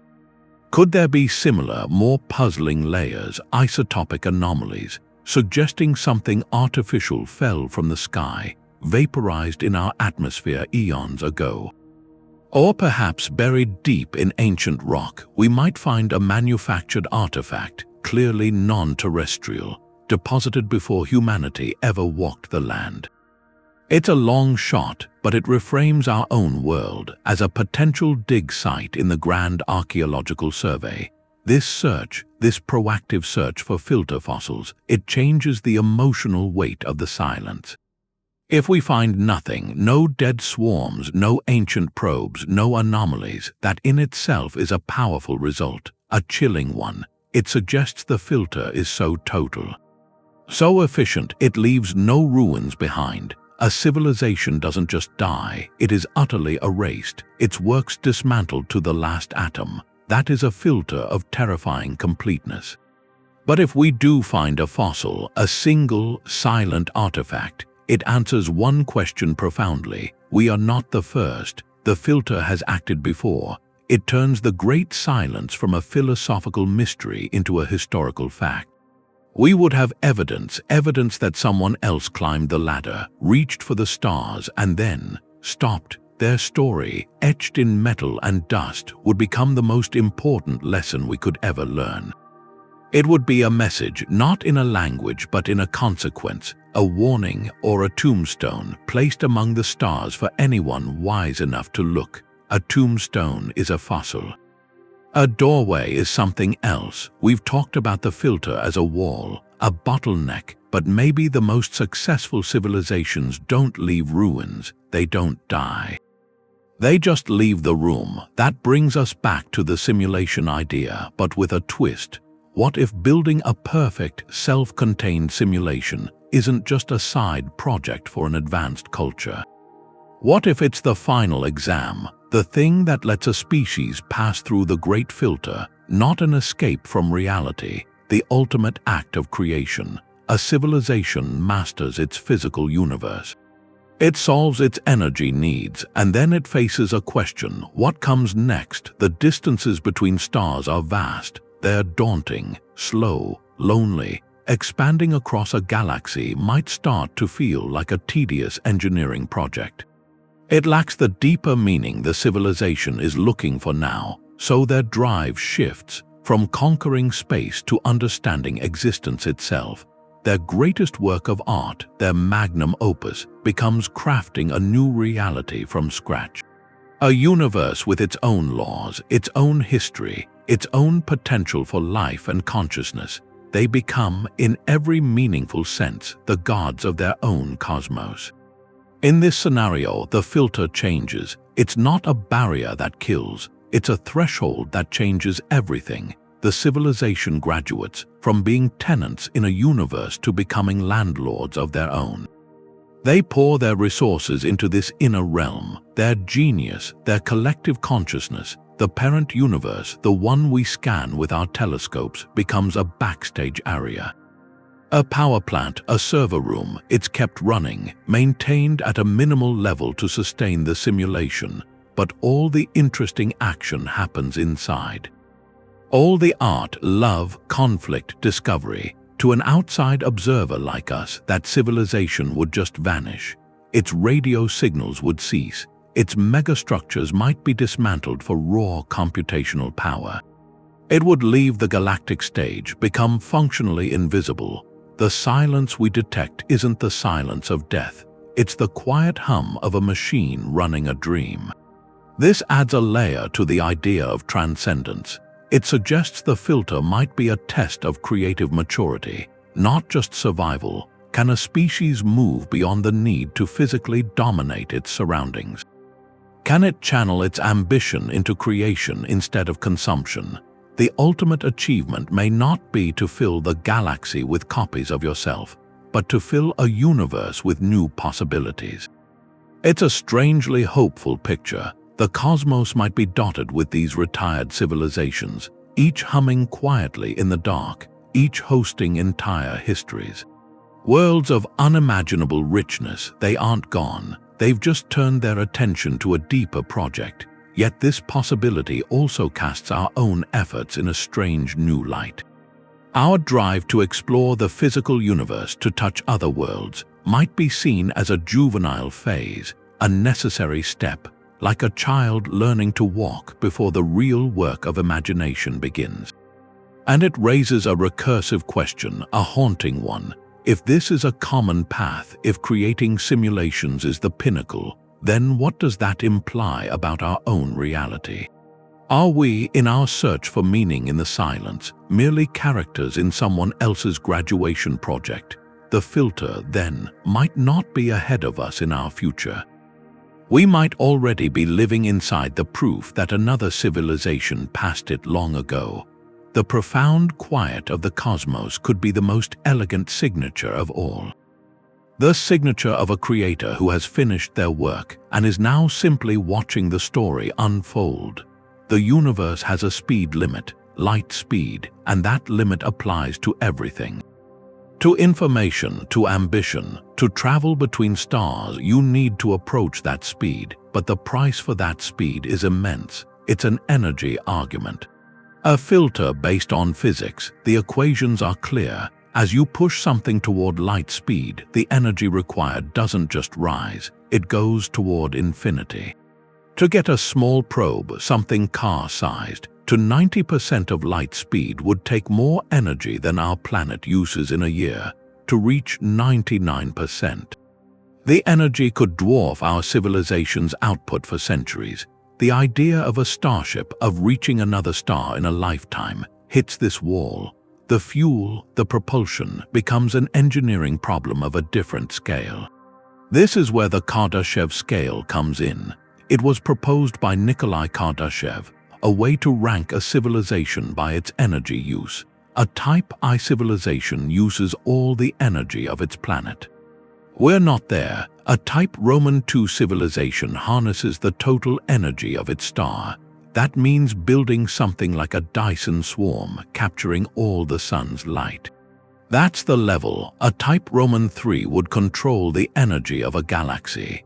The suggestion is to become interstellar, to even think about relativistic travel. You probably need to be a solid Type Roman II.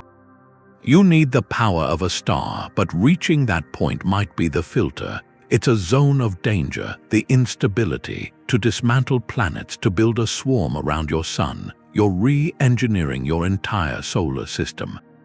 The potential for error is huge. One mistake in the orbital mechanics of millions of collectors could start a chain reaction, a cascade of collisions. Your greatest achievement becomes a cloud of shrapnel, and that concentration of power makes you visible. A star that dims in visible light and glows in infrared would stand out. In a dark forest, turning on that beacon could be a final act. Becoming a Type Roman II might not be the start of your journey. It might be what makes you a target. So the energy barrier is a filter, a simple law of physics. The universe could be full of planets where life emerged, where intelligence looked up and dreamed of other stars. But when they did the math, when they saw the mountain of energy required, they may have seen the sum. It was too far, the cost too high. Maybe they turned inward. To virtual realms, to pursuits that demanded less than a star's fury. Or maybe they tried. They marshaled their world, built their swarm, and in that moment of supreme power and vulnerability, something failed. The filter isn't malice. It's a test of engineering and stability on a scale we can barely imagine. The silence we hear might be the sound of a universe where the ticket to the stars costs more than anyone can pay. Maybe the filter isn't a wall, it's more like a fork, a split in the road, and as civilizations move forward, they just lose the ability to see each other. That's the coexistence paradox. They could be here all around us, but we're built in a way that makes us blind to them. The silence wouldn't mean they're not there. It would mean we're incompatible, deeply incompatible. Think about an ant colony. It's down there in the dirt under a park. The ants feel vibrations. They notice changes in the light, in the soil. They might sense a subway train rumbling somewhere below, or the shadow of a person walking past, but the whole human world above them, the skyscrapers, the stock markets, the art, the wars, all of that is completely outside what they can even conceive. The ants aren't being hidden from, they're just on a different plane. Our realities occupy the same space, but they don't overlap in any way that matters to perception. Now take that idea and make it cosmic. A civilization a million years ahead of us, they might not build Dyson spheres in any form we'd recognize. They might have moved past manipulating matter and energy the way we do. Their whole existence could be based on principles we haven't even discovered. Physics talks about dimensions. There could be more than the 3 spatial dimensions we live in. If a civilization learned to perceive a 4th dimension, or to move within it, their structures and their movements would be invisible to us. As invisible as a 3-dimensional object is to a drawing on a flat page.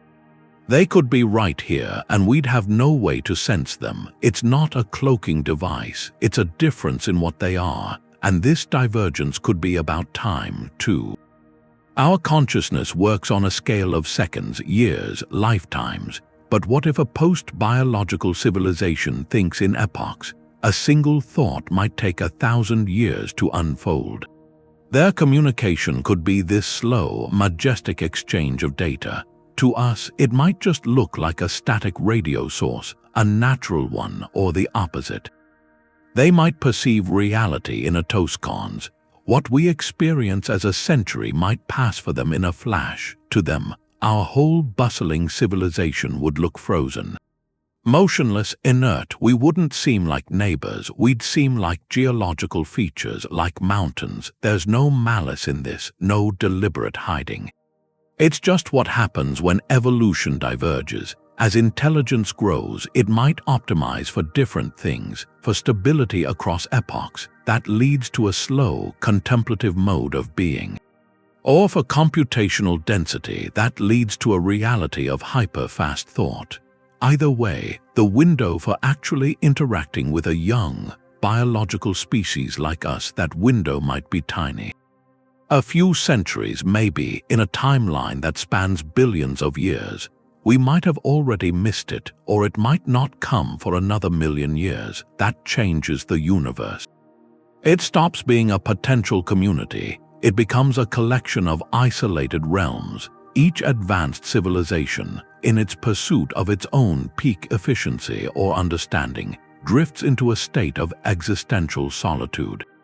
They become like ships sailing in different kinds of ocean, one on the surface, one in the deep sea, one in the clouds above. They're all in the same world, but their experiences never intersect.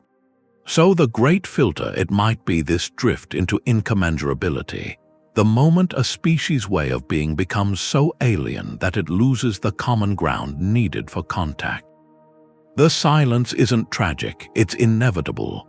It's the natural outcome of intelligence exploring the furthest reaches of possibility, and in doing that, it leaves others behind. You're left with a conclusion that's haunting but peaceful. The cosmos might be full of thought, but we are all, in our own way, alone, speaking languages of physics and time that no one else can hear.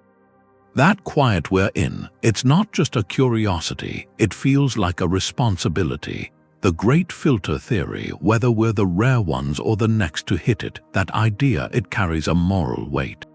We are the only intelligent life we know of, the only voices in the silence we can actually point to, and that makes us, by default, the caretakers of something precious.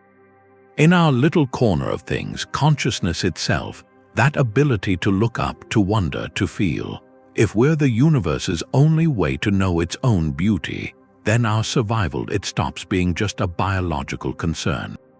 It becomes a kind of cosmic duty, and that duty, it has layers. The first is just endurance to survive our own adolescence, to get through these technological and social bottlenecks that might have silenced others before us. So every push for global cooperation, for safeguarding the planet, for the ethical development of powerful tech, that's more than politics, more than progress. It's the work of a species trying to secure a future for the flame of awareness, to keep the candle lit. The second layer is propagation, making sure life and the potential for consciousness doesn't stay stuck on one fragile world. That's the drive behind becoming a multiplanetary species, setting up on Mars, building habitats beyond Earth. We often call it a backup plan, but from this cosmic view, it's an act of preservation. Spreading the seeds of life and mind, even modestly, it's a way to honor the improbable journey that led to us. It's saying the story doesn't have to end here. And the third layer, maybe the most profound, is to one day become an answer to that silence, to grow into the kind of civilization that others, if they're out there, might hope to find. It echoes something like Star Trek's ideal, a future where advanced knowledge is used not for domination, but for peaceful exploration, for understanding. Where the guiding principle is to learn, to aid, to uplift without interference, to become a stable, enduring presence, a light that doesn't flicker out. That reframes the great filter. It turns it from a passive, frightening puzzle into an active call. The silence isn't just something to solve, it's something to answer. With our choices, with our wisdom, with our sustained will to be better, the theory asks us to be careful, sure, to approach powerful tools with humility. But it also asks us to strive, to build institutions that last, to cultivate long-term thinking, to value the fragile web of life here and eventually beyond. So our greatest project, it might not be to find others. It might be to become the others we're searching for, to be the civilization that passes through the filter, endures, and grows wise. To become a gentle, persistent light in the dark, a testament that in this vast and quiet universe, consciousness, once awakened, can choose to endure. To care, to mean something, that's the weight of our lonely moment, and the wonder of it. Space is silent. That's a philosophical idea, but it has practical consequences. They come down from the stars and touch how we govern, how we invest, how we plan. If the great filter theory became a common way to see our future, the shift in our thinking would be deep. It would reframe our whole civilization as a project with a deadline, a cosmic deadline. On one hand, that awareness could be the final push for long-term thinking. Just the possibility of a filter ahead of us, a challenge that silenced everyone else, might break the short-term cycles in our politics and our economies. It could force a global plan for survival, funding for existential risks, engineered pandemics, artificial intelligence gone wrong, asteroid impacts, that moves from the fringe to the center of national budgets. Space colonization gets a new purpose, not just exploration, but making sure the human story isn't trapped on one vulnerable point. Global cooperation, which usually fractures over small disputes, might find a single goal against a universal threat. We've seen this before, the shadow of nuclear annihilation in the last century, a filter we built ourselves. It didn't just cause fear, it also created new diplomacy. Arms control treaties, non-proliferation deals, hotlines between enemies. The filter focused minds. It forced the recognition that some games are too dangerous to play. A cosmic filter could do that, but bigger. It could force a species to grow up, but that pressure could also break things. The same knowledge might create a cosmic nihilism.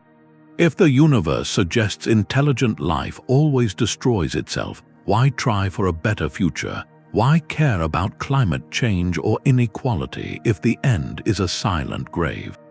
That despair could lead to a retreat into digital escapes, abandoning long-term projects, or just accepting more conflict, or it might inspire reckless bets. A civilization racing a filter might throw caution away, pursuing dangerous technologies or aggressive expansion at any cost, believing the only mistake is to move too slow. A fatal diagnosis can lead to a disciplined fight for life or a self-destructive binge. This puts our current moment in a new light. How we respond to the great filter theory, how we internalize that silence, could itself be the test we're trying to understand. Do we hear the quiet as a warning that brings wisdom and collaboration and careful stewardship? Or do we hear it as a verdict that justifies short-term selfishness or reckless panic? The theory becomes more than an explanation for missing aliens. It becomes a mirror for human character on the scale of a civilization. The choices we make now about our planet, our technology, each other, they're not just about the next century. They're a live audition for a role in a cosmic story where, so far, every other applicant seems to have failed. The universe is silent, but it's listening. To what we decide to do next, that silence from the science, it doesn't stay on the page. It gets into the stories we tell, the movies, what we imagine. That quiet out there becomes a kind of stage, and on that stage we act out what we think it means, what we hope or what we're afraid of. Take 2001: A Space Odyssey. That film is built on a quiet that's almost scary. The space between planets, it's not full of noise. It's just the music and the sound of the ship. And then you see it, the monolith, this perfect black slab. It doesn't talk, it doesn't do anything really, it just exists. Its being there is like a question. The film makes you feel that ambiguity, the idea that whatever's out there might be so different from us, we could never talk to it. That silence is worse than any sound. It lets you feel the size of everything, how small we are on this huge, empty stage. Later stories tried to answer that question. They gave the silence a reason. Liu Cixin did this in his books that start with the three-body problem. He calls it the dark forest. His universe is exactly that, a dark forest where every civilization is hiding. And the only safe thing to do is stay quiet. And if you hear someone else, you strike first. It's not just a story idea, it's an argument. It lets you live inside that logic. The logic of a great filter. You feel the paranoia, the dread, the idea that this might be why no one's talking. It turns the science into a feeling. A feeling of fear. Other writers imagine different filters. Alastair Reynolds in books like Revelation Space. His galaxy is full of ruins and old machines, weapons that just wait. Their great filter is a berserker, a leftover weapon that destroys any world that starts to look intelligent. In that idea, the silence is active. It's a rule enforced by machines. The challenge isn't just to become advanced, it's to survive long enough without being noticed. These stories make the filter a hunter, something that turns the universe into a battlefield. But it's not all about threat. Some stories see the filter as a change, a kind of step forward. Arthur C. Clarke's 2001 ends that way, not with an end but a transformation. The Star Child, a being that's moved past its old body, that's the hopeful version, the idea that civilizations don't die out, they evolve. They become something we can't even see anymore. A film like Contact deals with the feeling of first contact, the wonder of it, but also how it would shake everything, your beliefs, your science, your idea of who you are. Those stories let you feel the awe, not just the fear. Even video games use these ideas. Mass Effect is built on a cyclical filter, an ancient intelligence that comes back every 50,000 years. It wipes out all advanced life. The whole game is a race against that clock. It makes the cosmic problem personal, something you can fight. It turns the philosophy into an action. A struggle. All this storytelling, it matters. It shows that Fermi's paradox, the great filter, they aren't just academic questions, they're human questions. They touch on being alone, on being hunted, on hoping for something more, on being afraid we'll destroy ourselves. When we make these stories, we're not just entertaining.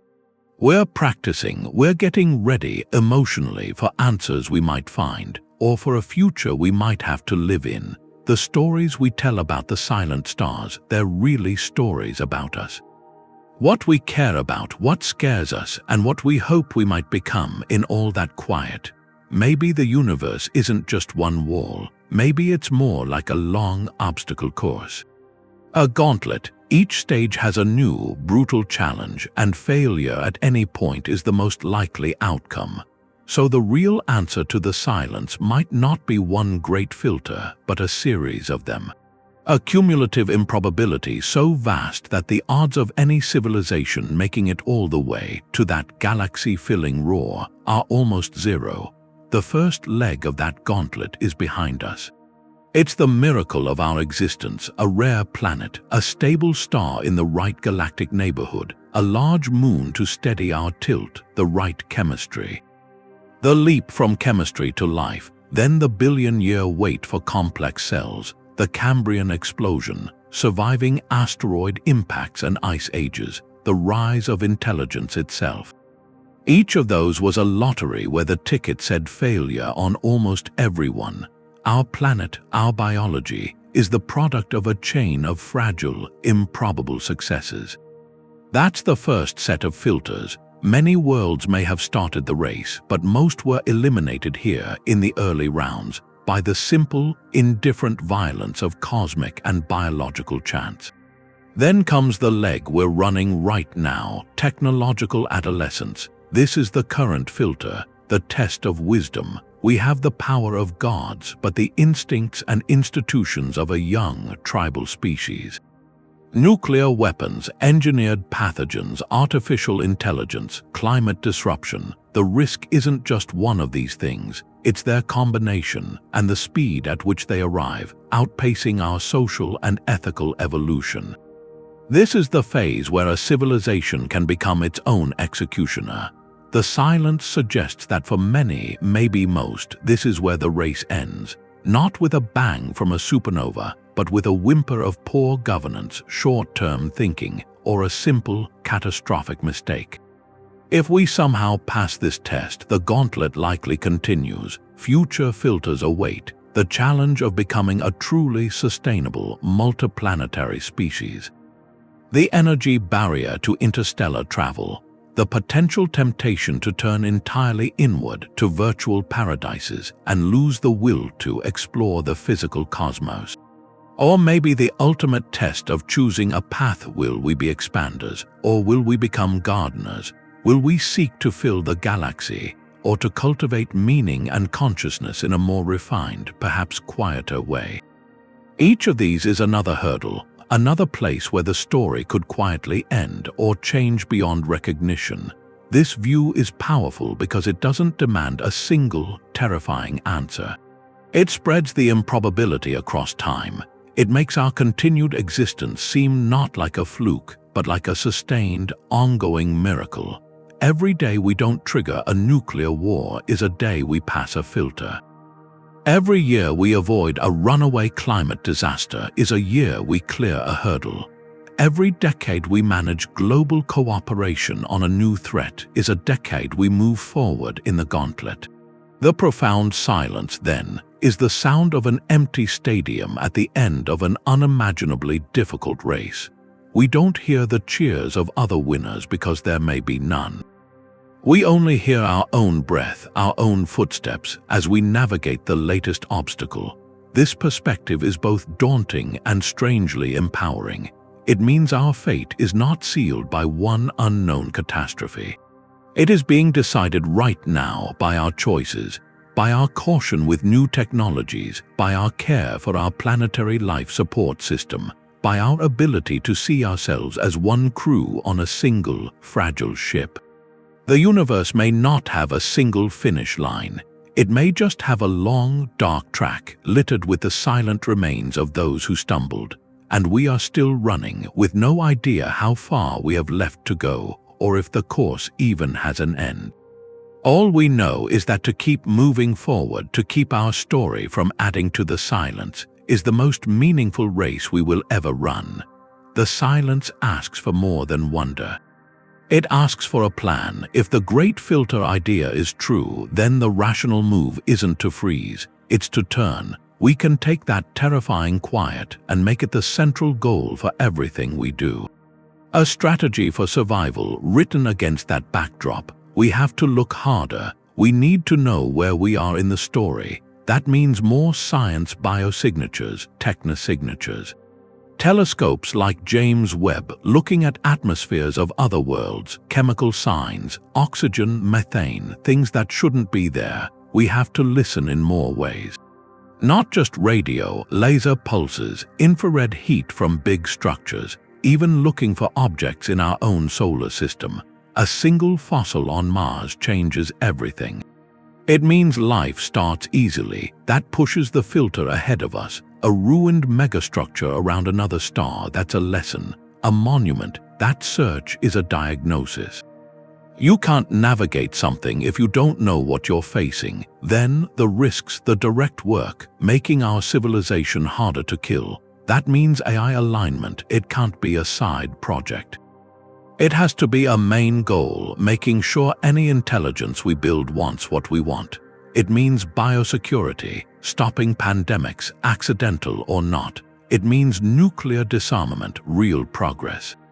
These aren't just policies. This is building an immune system for the species, and it needs the funding of a defense project, not a science experiment. We have to spread out. A species on one planet is vulnerable over long time. So sustainable tech isn't just good, it's necessary. Clean energy, recycling everything. And settlements on the moon, on Mars, they're not just outposts, they're lifeboats. So a disaster here doesn't end the whole story. They're the first step to being a multiplanetary species.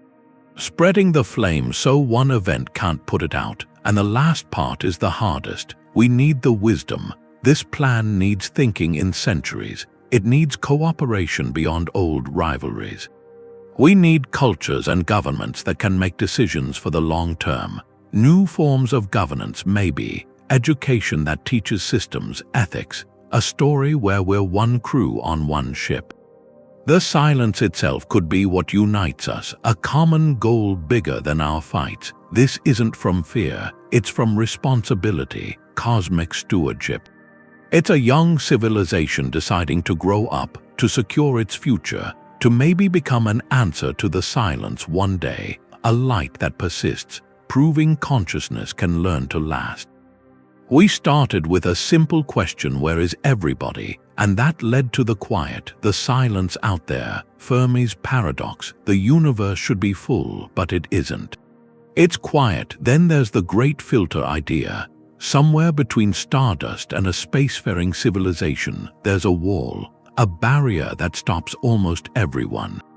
It could be behind us, a series of lucky breaks, a fluke. That's one possibility, or it could be ahead, waiting for us, dangers we haven't faced yet. Our own technology, natural disasters, something, and the silence itself. It could mean different things. A graveyard, a library, maybe a zoo, or a kind of graduation. Each one tells a different story about us, about where we stand, but the main thing is the quiet isn't nothing. It's data. It's a signal, and what it says is that a species like us, thinking, building, might be rare. Fragile, precarious, we might be the first or the last or the only. The path from chemistry to consciousness seems like a narrow bridge over a deep drop. And then you look at what we do, every war we avoid, every treaty, every line we draw with a new technology. In light of that silence, those aren't just political events. They're rehearsals, practice for a final test. We're trying to learn in real time how to get through the very bottlenecks that might have stopped everyone else.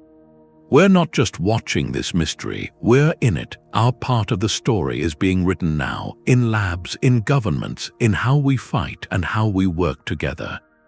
The silence is asking us something about ourselves. Will we take it as a warning, something that makes us wiser, more united? Or will we see it as a verdict? A reason for short-term thinking or despair. What we build, that answer will decide if we add to the quiet, or if we finally answer it. Carl Sagan talked about Earth. That pale blue dot, a speck of dust, everyone who ever lived was on that speck. The great filter idea adds something to that, a new urgency. On that fragile dot, we've become aware of the silence. We know it's there, and with that knowing comes a responsibility, not just to our own future, but to the idea of a future for consciousness, anywhere. We're how the universe knows itself, and we might be its only chance.